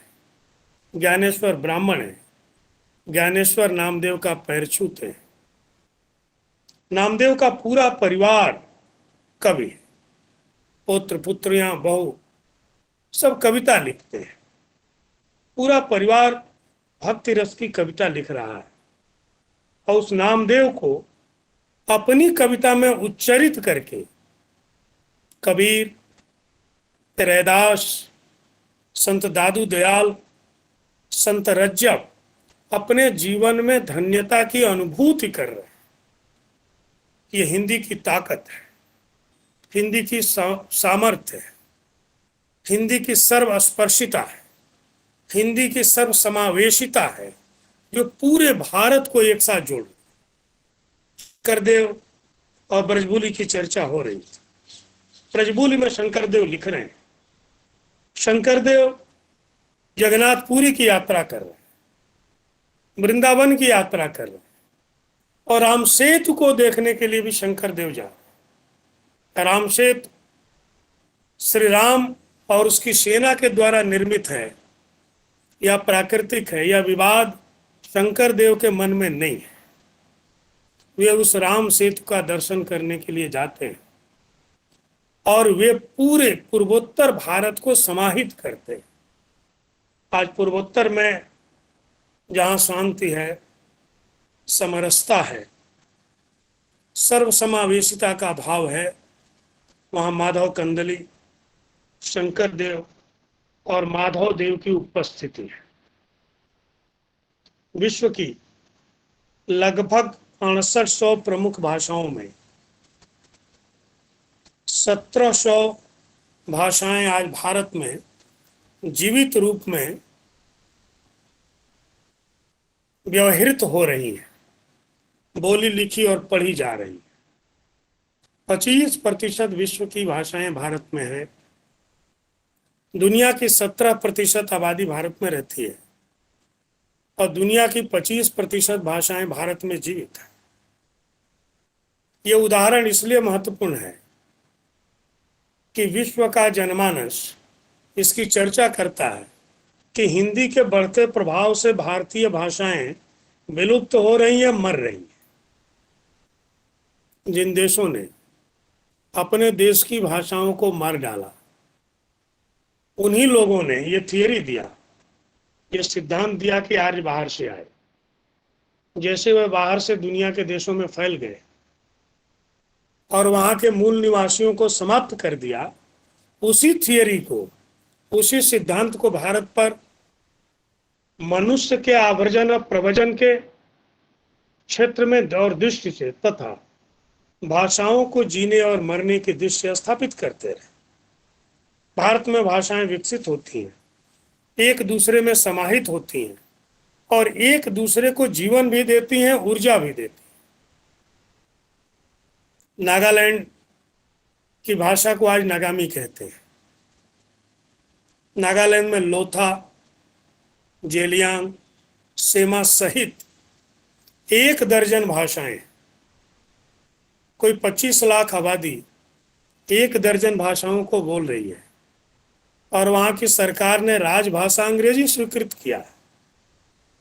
राजभाषा अंग्रेजी स्वीकृत करने के पश्चात यदि 1 दर्जन भाषाएं नगा जनता बोल रही है तो यह भारतीय भाषाओं की सर्वसमावेशिता और सर्व स्वीकार्यता है। नागामी में असमिया के कितने शब्द हैं? असमी जनजातीय भाषाओं से समृद्ध हुई है और मूलतः आर्य परिवार की भाषा है, जिसमें प्रचुर मात्रा में संस्कृत की और आज हिंदी की शब्दावली है। असमी की शब्दावली को हिंदी ने भी ग्रहण किया है। भारतीय भाषाएं सहजीविता के सिद्धांत पर चलती हैं। साहित्य आर्ष साहित्य से समृद्ध होता है। वाल्मीकि रामायण, श्रीमद् भागवत और महाभारत, इसके साथ ही बौद्धों का साहित्य, इस साहित्य का प्रभाव भारतीय साहित्य पर पड़ा है। इससे भारतीय साहित्य समृद्ध हुआ है और सभी भारतीय भाषाओं ने एक दूसरे की शब्दावली को ग्रहण किया है। ये गति और तीव्र होनी चाहिए। इसकी अपेक्षा भारतीय संविधान भी रखता है और हिंदी के संदर्भ में विशेषतः कि मूलतः संस्कृत से और गौणतः भारतीय भाषाओं से शब्द लेकर हिंदी समृद्ध होनी चाहिए। वैज्ञानिक तथा तकनीकी शब्दावली आयोग के कोशों में 10 लाख की शब्दावली है।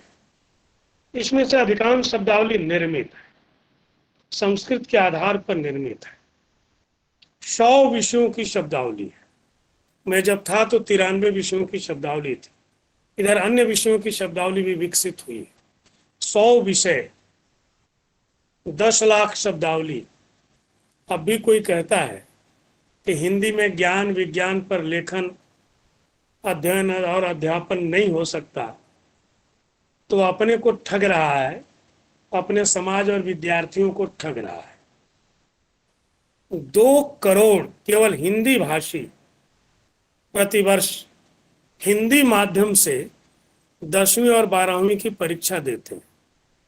इसकी तुलना में सीबीएसई बोर्ड से परीक्षा देने वाले परीक्षार्थियों की संख्या, यानी यह जो अनुपात है, वह अंतर बहुत बड़ा है।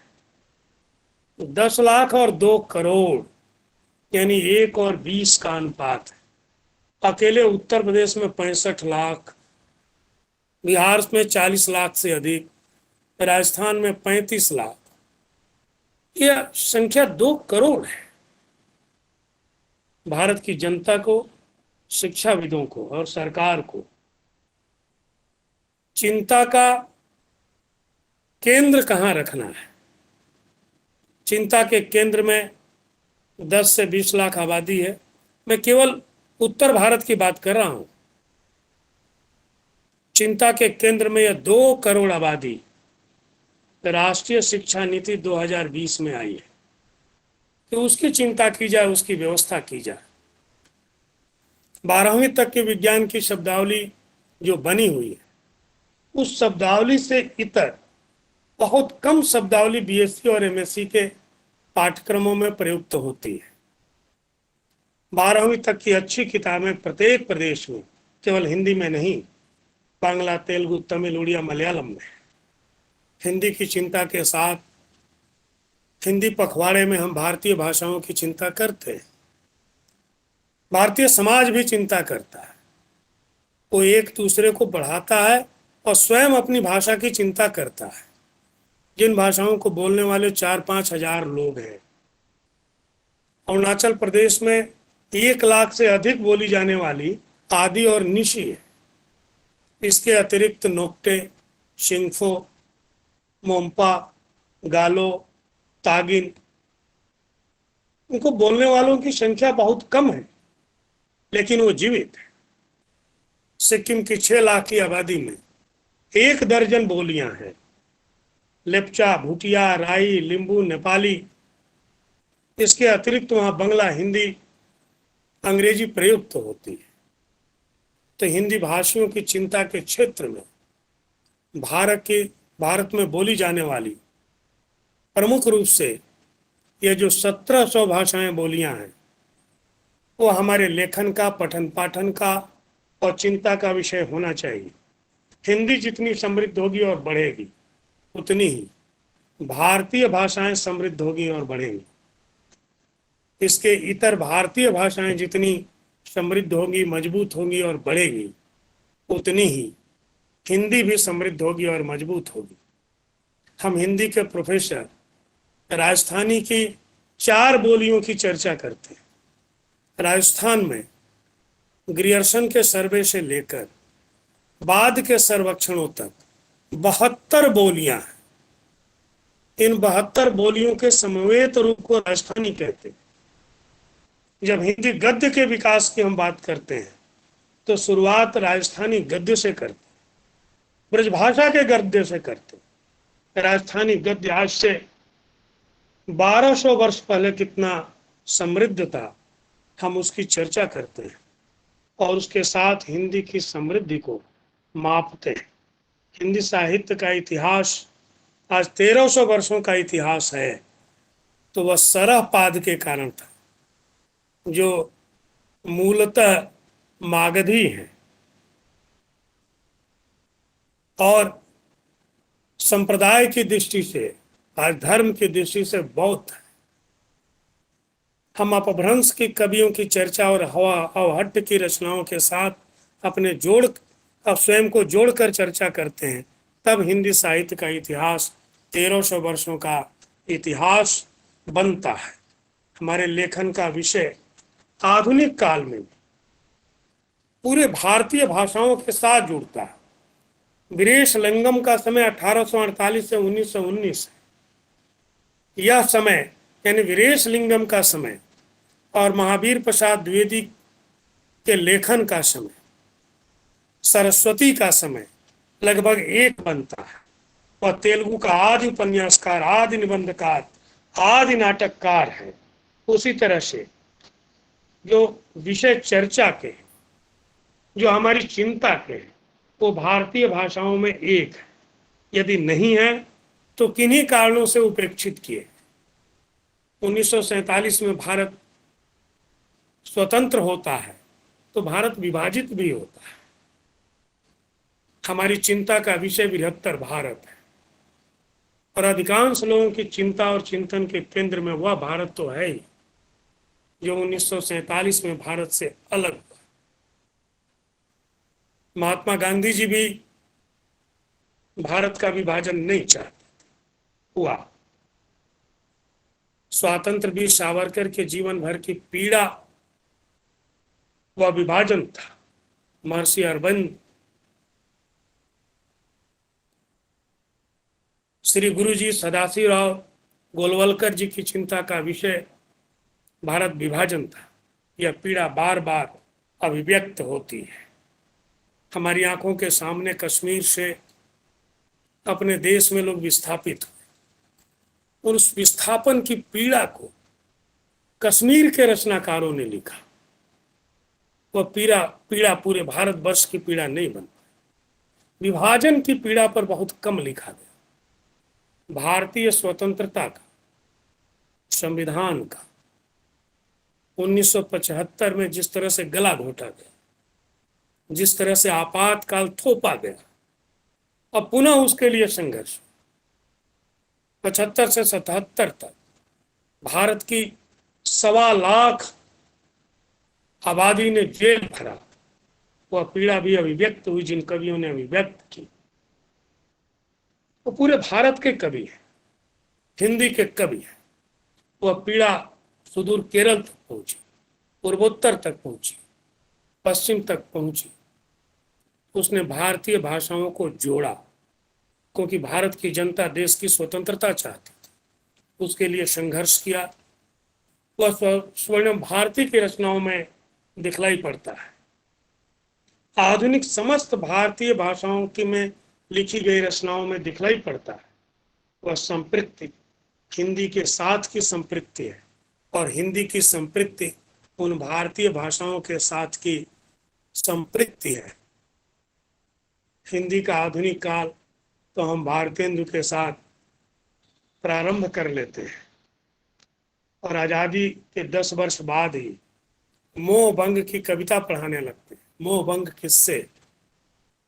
मोहभंग कांग्रेस से, वही सत्ता में थी। और जो लोग मोहभंग की थियरी गढ़ रहे थे, मोहभंग के सिद्धांत को गढ़ रहे थे, वे समस्त लोग आजादी के बाद से लंबे समय तक सत्ता के सुख का भोग कर रहे थे। और न केवल हिंदी में, अपितु बंगला सहित दक्षिण भारत की भाषाओं में मोहभंग की कविता को पढ़ा रहे थे। इस बहाने ही सही हिंदी और भारतीय भाषाएं संपृक्त हो रही थी, लेकिन इसके पीछे के षड्यंत्र और इसके पीछे की राजनीति को भी रेखांकित करते हुए हिंदी की समकालीन कविता को पढ़ने की जरूरत है। आज मैं उस पीड़ा को, जो विभाजन की पीड़ा है, जिस पीड़ा को हिंदी के तमाम कवि चित्रित कर रहे थे और अपने युवावस्था में अखंड भारत के स्वप्न को देखते हुए मैथिली शरण गुप्त, माखनलाल चतुर्वेदी, बालकृष्ण शर्मा नवीन, राम नरेश त्रिपाठी जैसे कवि लिख रहे थे, जिनकी गिनती आज क्रांतिकारी धारा में नहीं होती है। जो माखनलाल चतुर्वेदी 12 बार जेल गए, 69-70 बार जिनके घर के ऊपर छापे पड़े, जो बालकृष्ण शर्मा नवीन 10 साल से ज्यादा समय जेलों में बिताए, मैथिली शरण गुप्त जिनकी भारत भारती प्रतिबंधित हुई, ये सब आज के क्रांतिकारी कवि नहीं है।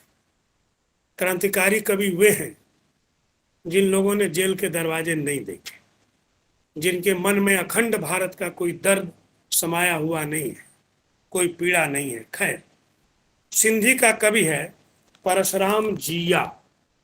परशुराम जिया की एक कविता है शरणार्थी शिविर।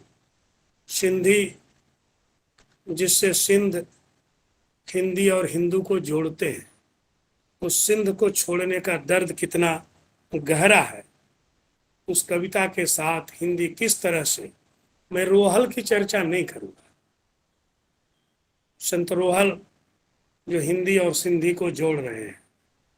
परशुराम जिया लिख रहे हैं, पीहू की माँ खुले खुले में कपड़े धोती, उन तत्वों को कोस रही है जिनके कारण भारत भूखा हुआ विभाजन।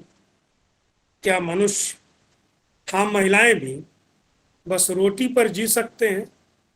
फिर अधिकारी या चुल्लू भर आटा चावल दया भाव से बांट बांट कर अपने को कृतकार किस तरह से कह लेते हैं। हमारी चर्चा और विचार में बार बार रोटी, कपड़ा और मकान आता है, लेकिन पीहू की माँ कह रही है कि क्या चुल्लू भर रोटी खाकर और अपनी जमीन को छोड़कर हम जी सकते हैं? अखंड भारत की पीड़ा, संस्कृति की पीड़ा, सभ्यता की पीड़ा, अपने समाज की पीड़ा के साथ उपजी हुई भारतीय भाषाएं हिंदी सहित समस्त भारतीय भाषाओं को एक सूत्रता के सूत्र में जोड़ती हैं, पिरोती हैं। यह भारतीय भाषाओं की सामर्थ्य है जो सर्वसमावेशिता, सर्वस्पर्शिता के सिद्धांत पर चलती है। ये यूरोपीय अन्य देशों की भाषा या भाषाएं नहीं है जो एक दूसरे को मार कर खड़ी होती हैं और सर्वाइवल ऑफ फिटेस्ट का सिद्धांत देती हैं।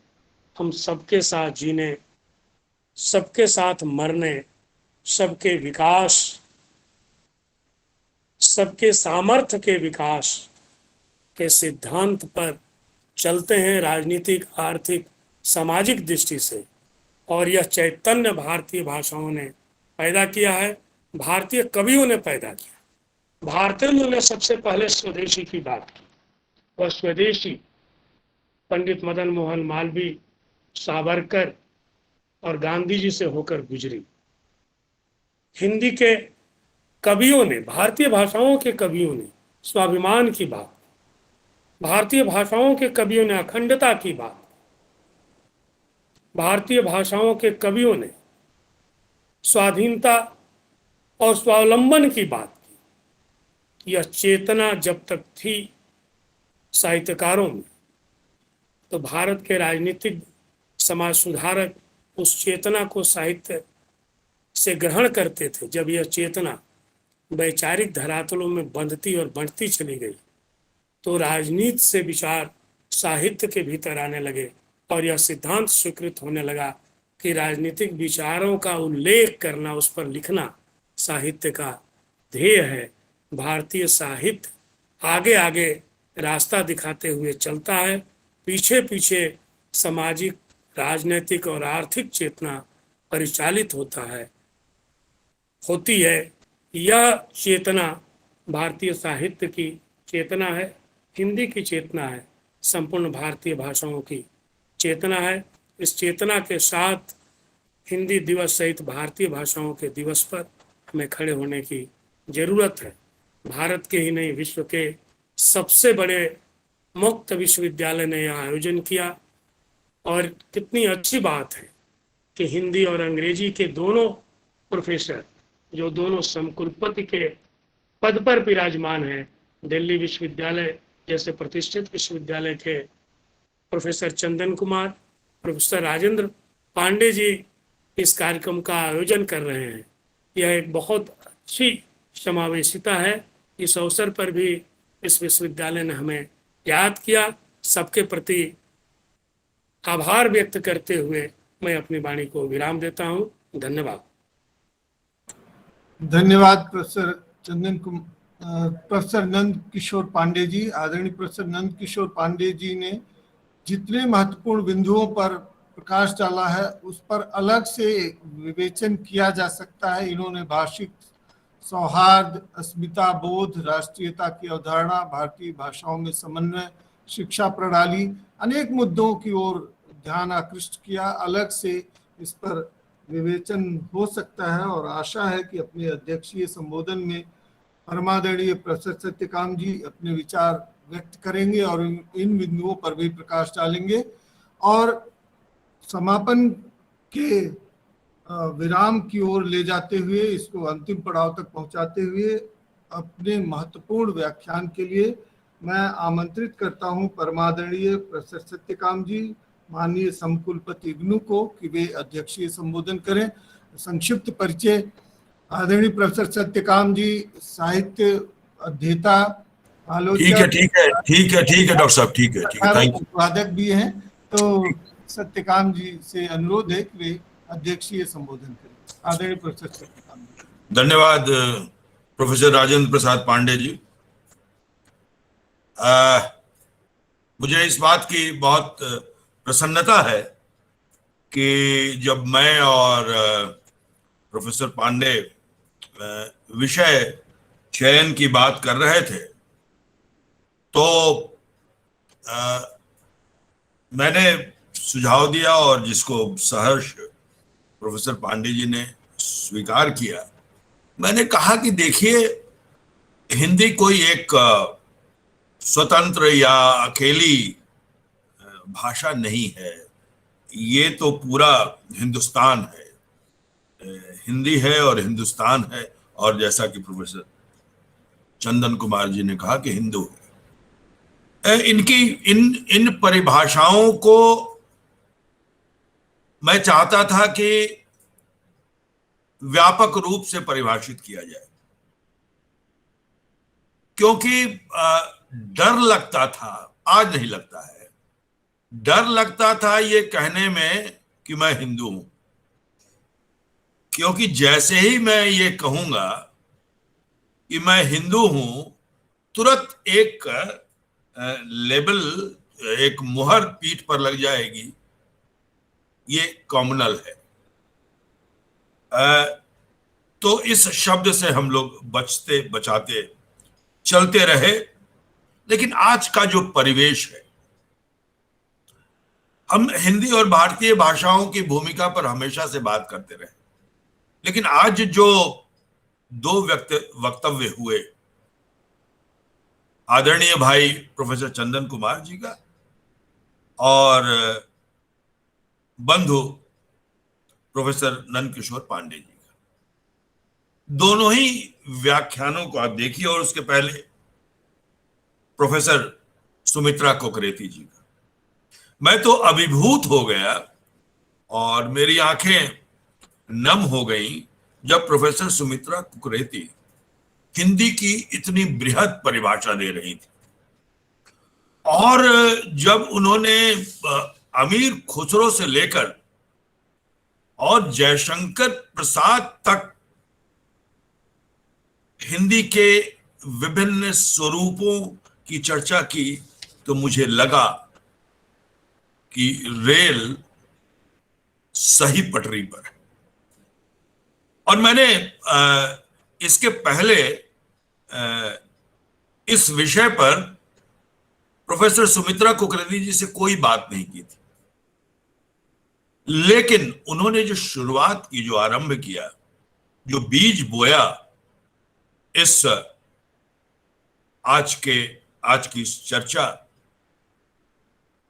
उस बीज के रोपण के बाद जो एक वृक्ष खड़ा हुआ, जिसे प्रोफेसर नंद किशोर पांडे जी ने और प्रोफेसर चंदन कुमार जी ने जितनी विद्वता से भारत की परिभाषा दी, देखिए बहुत अच्छा कहा दोनों ही वक्ताओं में कि जो प्राच्यवाद है उसने भारत को खंड खंड विखंड दृष्टि से देखा, और इसलिए उनके लिए सब अलग है।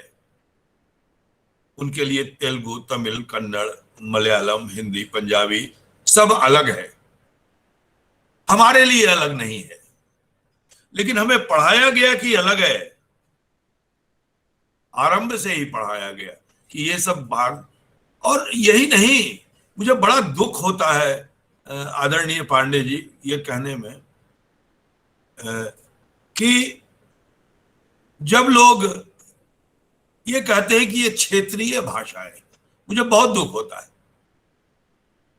क्योंकि ये क्षेत्रीय भाषाएं नहीं है, ये भारतीय भाषा है।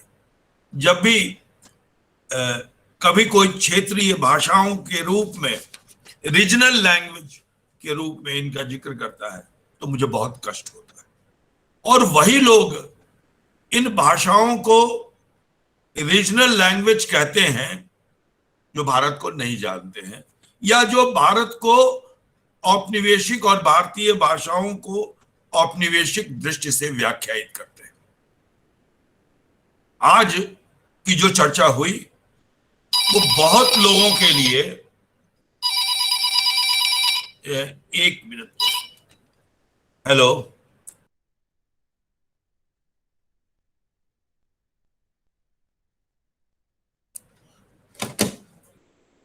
माफ कीजिएगा। तो जो भारत की संकल्पना जो प्रस्तुत की गई इस पूरे व्याख्यान में, वह महत्वपूर्ण है। राष्ट्र की बात हुई, अखंड भारत की बात हुई, ये सब बातें पहले नहीं की जाती थी। इन सब पर बात करना पहले पाप समझा जाता था। लेकिन जिस मोह भंग की बात हुई है, अब बहुत तेजी से मोह भंग हो रहा है।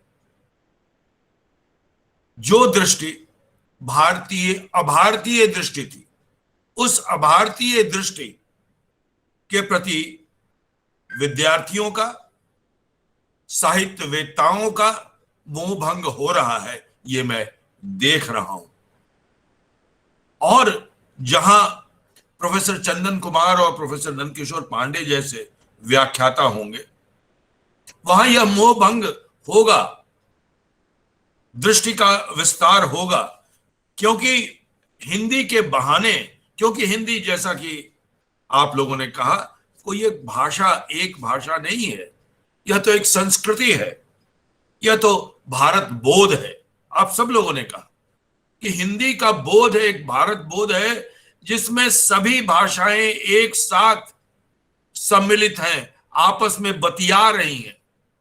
जरूरत इस बात की है कि ये जब भाषाएं आपस में बतिया रही हैं तो ये हम शिक्षकों का और हम पाठ्यक्रम कार्यक्रम निर्माण करते हैं उनका ये दायित्व बनता है कि हम ऐसा पाठ्यक्रम कार्यक्रम अब बनाएं कि ये भारतीय भाषाएं आपस में बतियाती हुई दिखाई पड़े।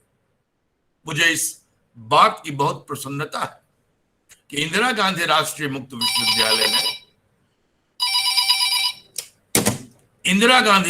मुक्त विश्वविद्यालय ने एक ऐसे पाठ्यक्रम की संकल्पना की जिसमें हम लोगों ने आधुनिक भारतीय साहित्य और मध्यकालीन भारतीय साहित्य, इन दोनों में ही नवजागरण और राष्ट्रीय आंदोलन और भक्ति आंदोलन,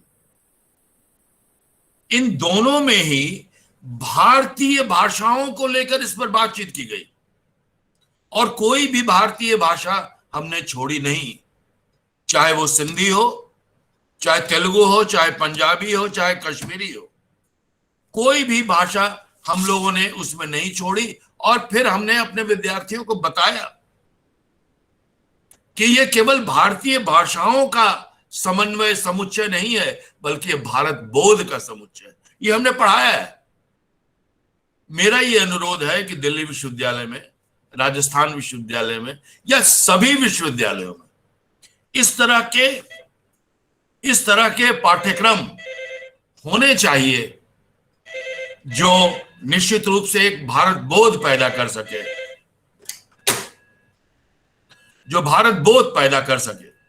इस भारत बोध को पैदा करने वाली भाषाएं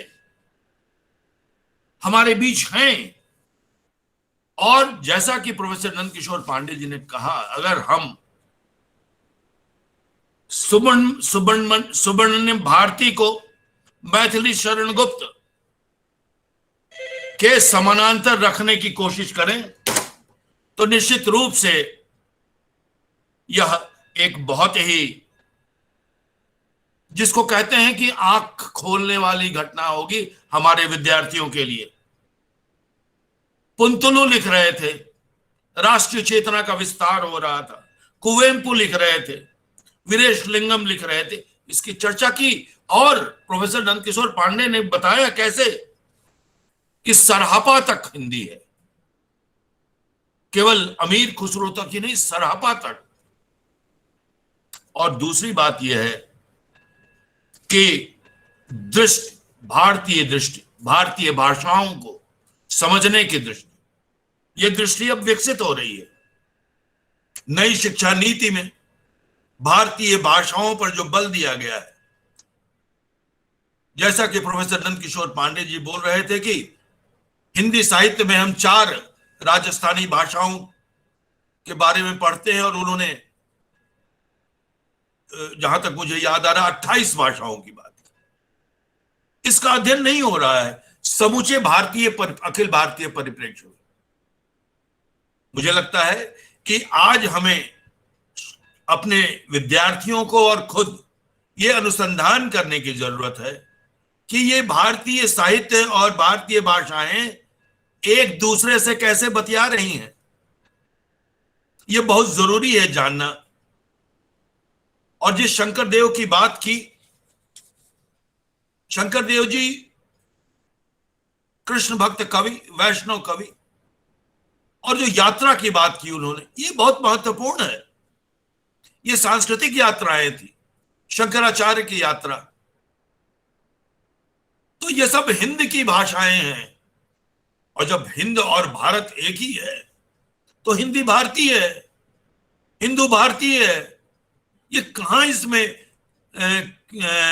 कोई शब्दों के हेर फेर से हम यथार्थ नहीं बदल सकते हैं। और हिंदू का मतलब किसी एक धर्म विशेष का प्रतीक नहीं है। उसको संकीर्ण दायरे में देखना जो हमें सिखाया गया है, उससे बाहर निकलना होगा। हमें अपने विद्यार्थियों को बताना होगा कि हम क्या हैं, हम क्या थे और क्या हो गए। ये बताना होगा सबको, ये हमारा दायित्व बनता है। और ये जो आज की चर्चा है, जिसको हम हिंदी दिवस के रूप में मना रहे हैं, हिंदी दिवस हमेशा भारतीय भाषाओं और हिंदी दिवस के रूप में सम्मिलित रूप में मनाया जाना चाहिए। और इसीलिए इस तरह का विषय रखा गया है। निश्चित रूप से संघ की भाषा है हिंदी, राजभाषा है, बहुत से राज्यों की भाषा है, लेकिन और भी जो भाषाएं हैं जो 8वीं अनुसूची में शामिल, वे सब हिंदी के ही अंग हैं। मैं बहुत व्यापक दृष्टि से बोल रहा हूं, केवल एक संकीर्ण दृष्टि के हिंदी भाषा और साहित्य के नहीं। हिंदी मतलब भारतीय, हिंद मतलब भारत, हिंदी मतलब भारतीय। तो पूरे भारतीय साहित्य को लेकर हमको चलना होगा। और नंदकिशोर पांडे जी ने ठीक कहा कि जो खंडित विखंडित भारत की संकल्पना सामने रखी गई और भाषाओं को आपस में लड़ाया गया, और उस औपनिवेशिक मानसिकता के कारण हमने अलग अलग राजनीति के कटीले पौधे विकसित किए। राष्ट्रीय आंदोलन के दौरान, भक्ति आंदोलन के दौरान तो इस तरह का झगड़ा नहीं था। ये झगड़ा पैदा किया गया, और जिस तरह जो बात आपने कही कि ये विस्थापन हुआ, ये बंटवारा हुआ, भारत को खंडित किया गया, वो यूरोपीय अवधारणा ही थी कि भारत को खंड खंड करके रखो। वो तो पटेल जैसे लोग थे जिनके कारण हम बच गए, वरना हमारा भारत भी अभी खंड खंड होता, यूरोपीय देशों की तरह छोटे छोटे, बिहार अलग होता, झारखंड अलग होता, बंगाल अलग होता, और हम एक दूसरे की जगह या तो पासपोर्ट लेके जाते, नहीं तो एक भारत यूनियन या इंडियन यूनियन बनाते। आज भी हमारे संविधान में लिखा है इंडिया दैट इज भारत। बहुत पीड़ा होती। भारत इज भारत, भारत ही भारत है, इंडिया नहीं है वो। इसलिए हम लोगों को इस दिशा में भी सोचना होगा कि संविधान में इंडिया दैट इज भारत जो लिखा हुआ है उसका भी संशोधन होना चाहिए। और इसके लिए हम लोगों को एक साथ मिलकर और अपने अपने स्तरों पर भी और एक साथ मिलकर जो संविधान की देखरेख जिनके जिम्मे है, उनसे अनुरोध करना चाहिए कि हमारे संविधान से इंडिया शब्द हटाया जाए।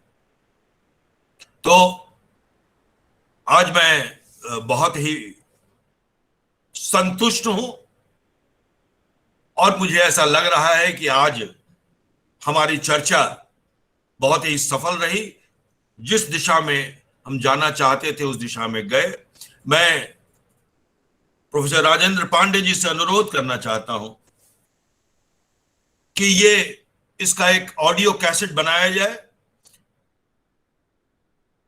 वीडियो कैसेट बनाया जाए, और अलग से खास तौर पर प्रोफेसर चंदन कुमार जी और प्रोफेसर नंदकिशोर पांडे जी के जो रिकॉर्ड हो रहा है ये, उसको अलग अलग से रिकॉर्ड कीजिए आप, और अलग अलग से रिकॉर्ड करके, और मेरी जो सहायता होगी आप ले लेंगे, उसको ज्ञानवाणी पर और ज्ञान दर्शन पर और अपने जो स्वयं प्रभा के सारे 4 चैनल हैं उन पर लगातार आप इसको सुनवाइए। ये ऐसा भाषण है जो बहुत महत्वपूर्ण है, न केवल हमारे विद्यार्थियों के लिए बल्कि पूरे राष्ट्र के लिए, अपने भारत को समझने के लिए, भारतीय भाषाओं को समझने के लिए। इसलिए मैं प्रोफेसर पांडे जी को से ये अनुरोध करता हूं कि ये कार्य तुरंत इसको संपन्न करें। मैं बहुत बहुत धन्यवाद देता हूं प्रोफेसर नंदकिशोर पांडे जी को और प्रोफेसर चंदन जी को कि आपने हमारा आग्रह स्वीकार किया, आप आए और इतने ऊंचे धरातल पर और जमीन न छोड़ते हुए आपने वैचारिकी प्रस्तुत की, जिसकी भारत को बहुत बहुत बहुत आवश्यकता है। नमस्कार, धन्यवाद।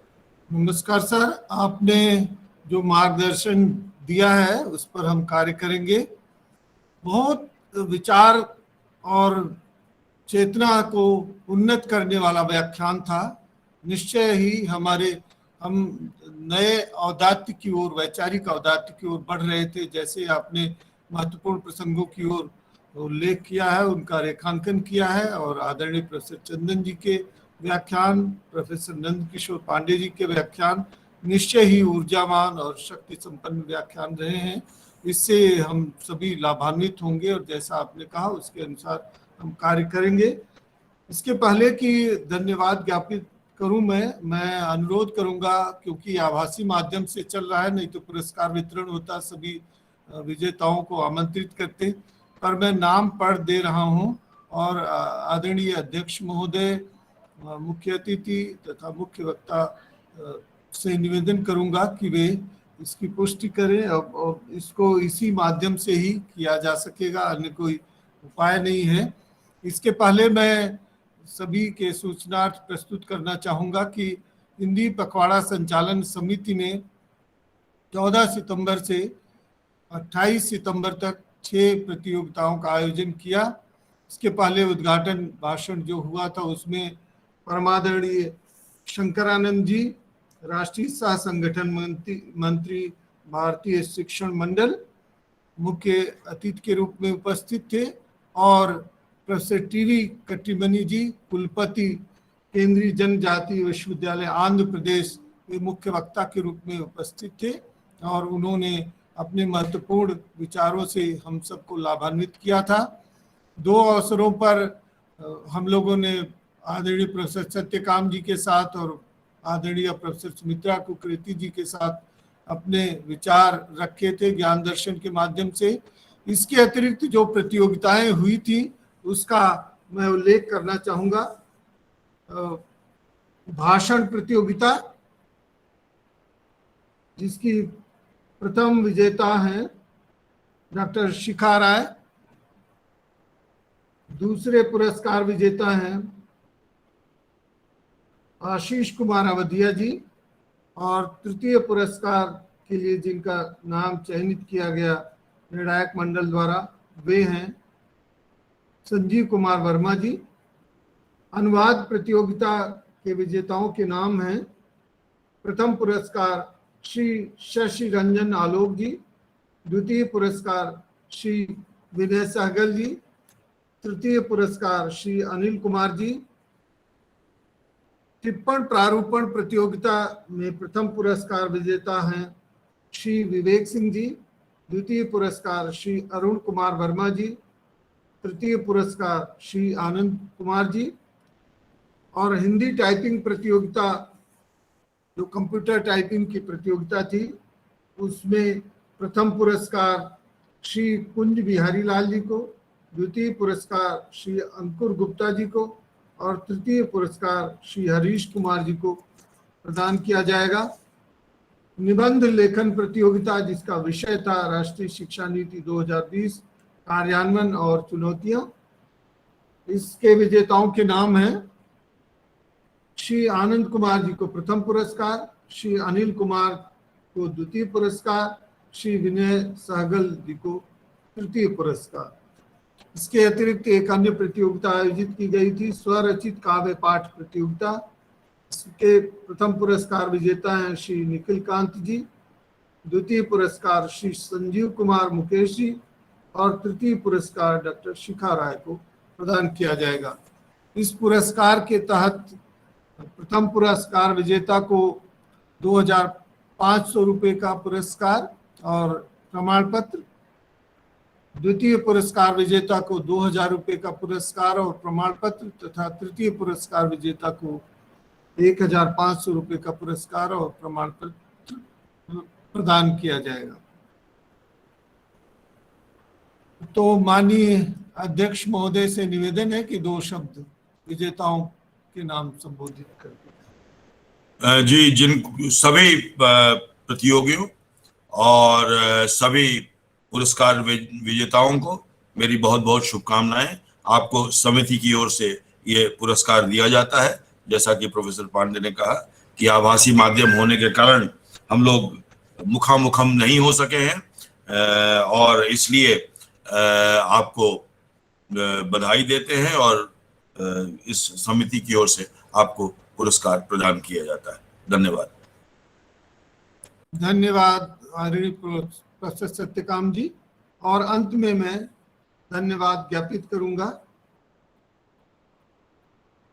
हिंदी पखवाड़ा संचालन समिति का गठन करके माननीय कुलपति महोदय आदरणीय प्रोफेसर नागेश्वर राव जी ने जो कर्तव्य बोध हमें कराया है, उसके अनुपालन में समिति ने पूरा प्रयास किया है कि उन्होंने जो विश्वास व्यक्त किया है उसको पूर्णतः निभाया जाए और उसमें किसी तरह की कोई कमी ना लाई जाए। और हमने पूरी कोशिश की कि सभी स्तरों पर बहुआयामी दृष्टि से उसका कार्यान्वयन किया जाए। हमने जो संभव हो सका प्रयास किया। तो सबसे पहले आदरणीय कुलपति महोदय प्रोफेसर नागेश्वर राव जी का धन्यवाद, उनके प्रति कृतज्ञता ज्ञापित करना चाहता हूं कि उन्होंने ये महत्वपूर्ण दायित्व हम लोगों को प्रदान किया, समिति को प्रदान किया। समिति उनके प्रति ऋणी है और उन्होंने जो मार्गदर्शन दिया उसके अनुसार हम लोग कार्यान्वयन करते रहे। विश्वविद्यालय के सम्मानीय समकुलपति आदरणीय प्रोफेसर सत्यकाम जी ने कार्यक्रम की रूपरेखा, उसकी व्यवस्था, उसके क्रियान्वयन के संदर्भ में एक ऐसी भूमिका निभाई है जिसका उल्लेख शब्दों के माध्यम से नहीं किया जा सकता है।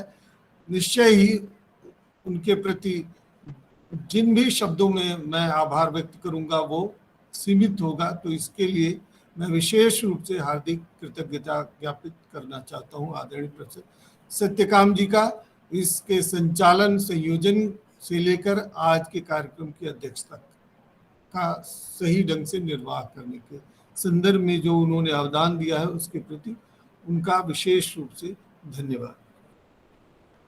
आज के इस आयोजन के मुख्य अतिथि आदरणीय प्रोफेसर नंद किशोर पांडे जी का विशेष रूप से धन्यवाद, जो अपने विशिष्ट व्याख्यान से हम सबको लाभान्वित किए और इन्होंने चिंतन के कुछ बिंदु प्रस्तुत किए जिस पर भविष्य में भी विचार करने की आवश्यकता है। भाषा, अस्मिता, राष्ट्रीयता से संबंधित जैसा अभी प्रोफेसर सत्यकाम जी विवेचन कर रहे थे, तो भविष्य में संभव होगा तो हम किसी तरह से इस चर्चा को आगे बढ़ाएंगे। आज के इस आयोजन के मुख्य वक्ता, प्रखर विचारक और सिद्धांत निर्माता कुछ ऐसे बिंदु रखते हैं जिसके माध्यम से हम जिसे पॉइंट्स ऑफ डिपार्चर कह सकते हैं, हम वहां से चर्चा शुरू कर सकते हैं। ऐसे आदरणीय प्रोफेसर चंदन कुमार जी के विशिष्ट व्याख्यान के लिए उनके प्रति हार्दिक धन्यवाद और कृतज्ञता ज्ञापित करना चाहता हूँ। अनुवाद अध्ययन प्रशिक्षण विद्यापीठ की माननीय समकुलपति और इस आयोजन की स्वागत वक्ता, स्वागत भाषण प्रस्तुत करने वाली और निरंतर हमें मार्गदर्शन और सहयोग प्रदान करने वाली, अकादमिक चर्चा में भागीदारी करने वाली आदरणीय प्रोफेसर सुमित्रा कुकरेती जी का धन्यवाद, जो इस पूरे पखवाड़े में संबल का केंद्र बनी रही और आज जिन्होंने स्वागत भाषण प्रस्तुत किया इस विशिष्ट रूप में कि वो निश्चय ही ऐतिहासिक बन जाएगा, इस कारण से कि अंग्रेजी की विदुषी होने के बावजूद उन्होंने जितनी सरल भाषा में और जितनी स्पष्टता के साथ, जितनी प्रखरता के साथ अपने विचार व्यक्त किए हैं, वो निश्चय ही रेखांकन की योग्य है।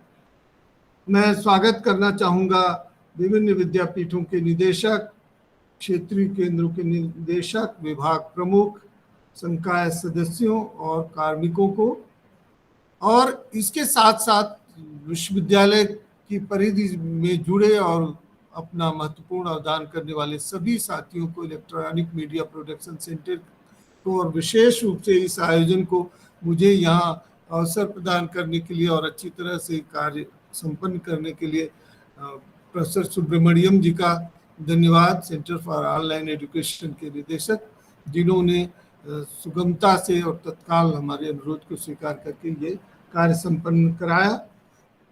इसके अतिरिक्त हिंदी पखवाड़ा संचालन समिति के सभी सदस्यों का धन्यवाद, जिन्होंने निरंतर सहयोग प्रदान किया और हम लोग एक टीम के रूप में, एक आवयिक संरचना के रूप में कार्य करते रहे ऑर्गेनिक स्ट्रक्चर में, और भविष्य में भी हम ऐसा ही कार्यकर्ता बने रहेंगे, ऐसे कार्य करते रहेंगे। ये आवयिक संरचना इग्नू की विशेषता है। टीम वर्क इसी तरह से काम करती रहती है, एक दूसरे के संबल और पूरक के रूप में हम कार्य करते हैं। तो सभी लोगों का विशेष रूप से धन्यवाद। अगर किसी का नाम छूट गया हो, किसी कारण से किसी का नाम उल्लेख नहीं हो सका हो, तो उन सब के प्रति भी धन्यवाद। ये आयोजन निश्चय ही उल्लेखनीय रहेगा और ऐसा विश्वास है, जैसा सत्यकाम जी ने रेखांकित किया। तो आप सबके सक्रिय सहयोग, समर्थन और संबल प्रदान करने के लिए आप सभी का हार्दिक धन्यवाद हिंदी पखवाड़ा संचालन समिति की ओर से मैं आपका आभार व्यक्त करना चाहता हूं। और अध्यक्ष महोदय की अनुमति से कार्यक्रम को संपन्न करें सर, अगर कुछ। जी नहीं, कार्यक्रम बहुत ही उपादेय और बहुत उपयोगी और लाभदायक रहा है। तो हम इस सुगंध को लेते हुए सब लोग अपने अपने स्थान पर प्रस्थान करें और ये कार्यक्रम अब यहीं समाप्त किया जाता है। बहुत के प्रति आभार। नमस्कार सभी को, नमस्कार।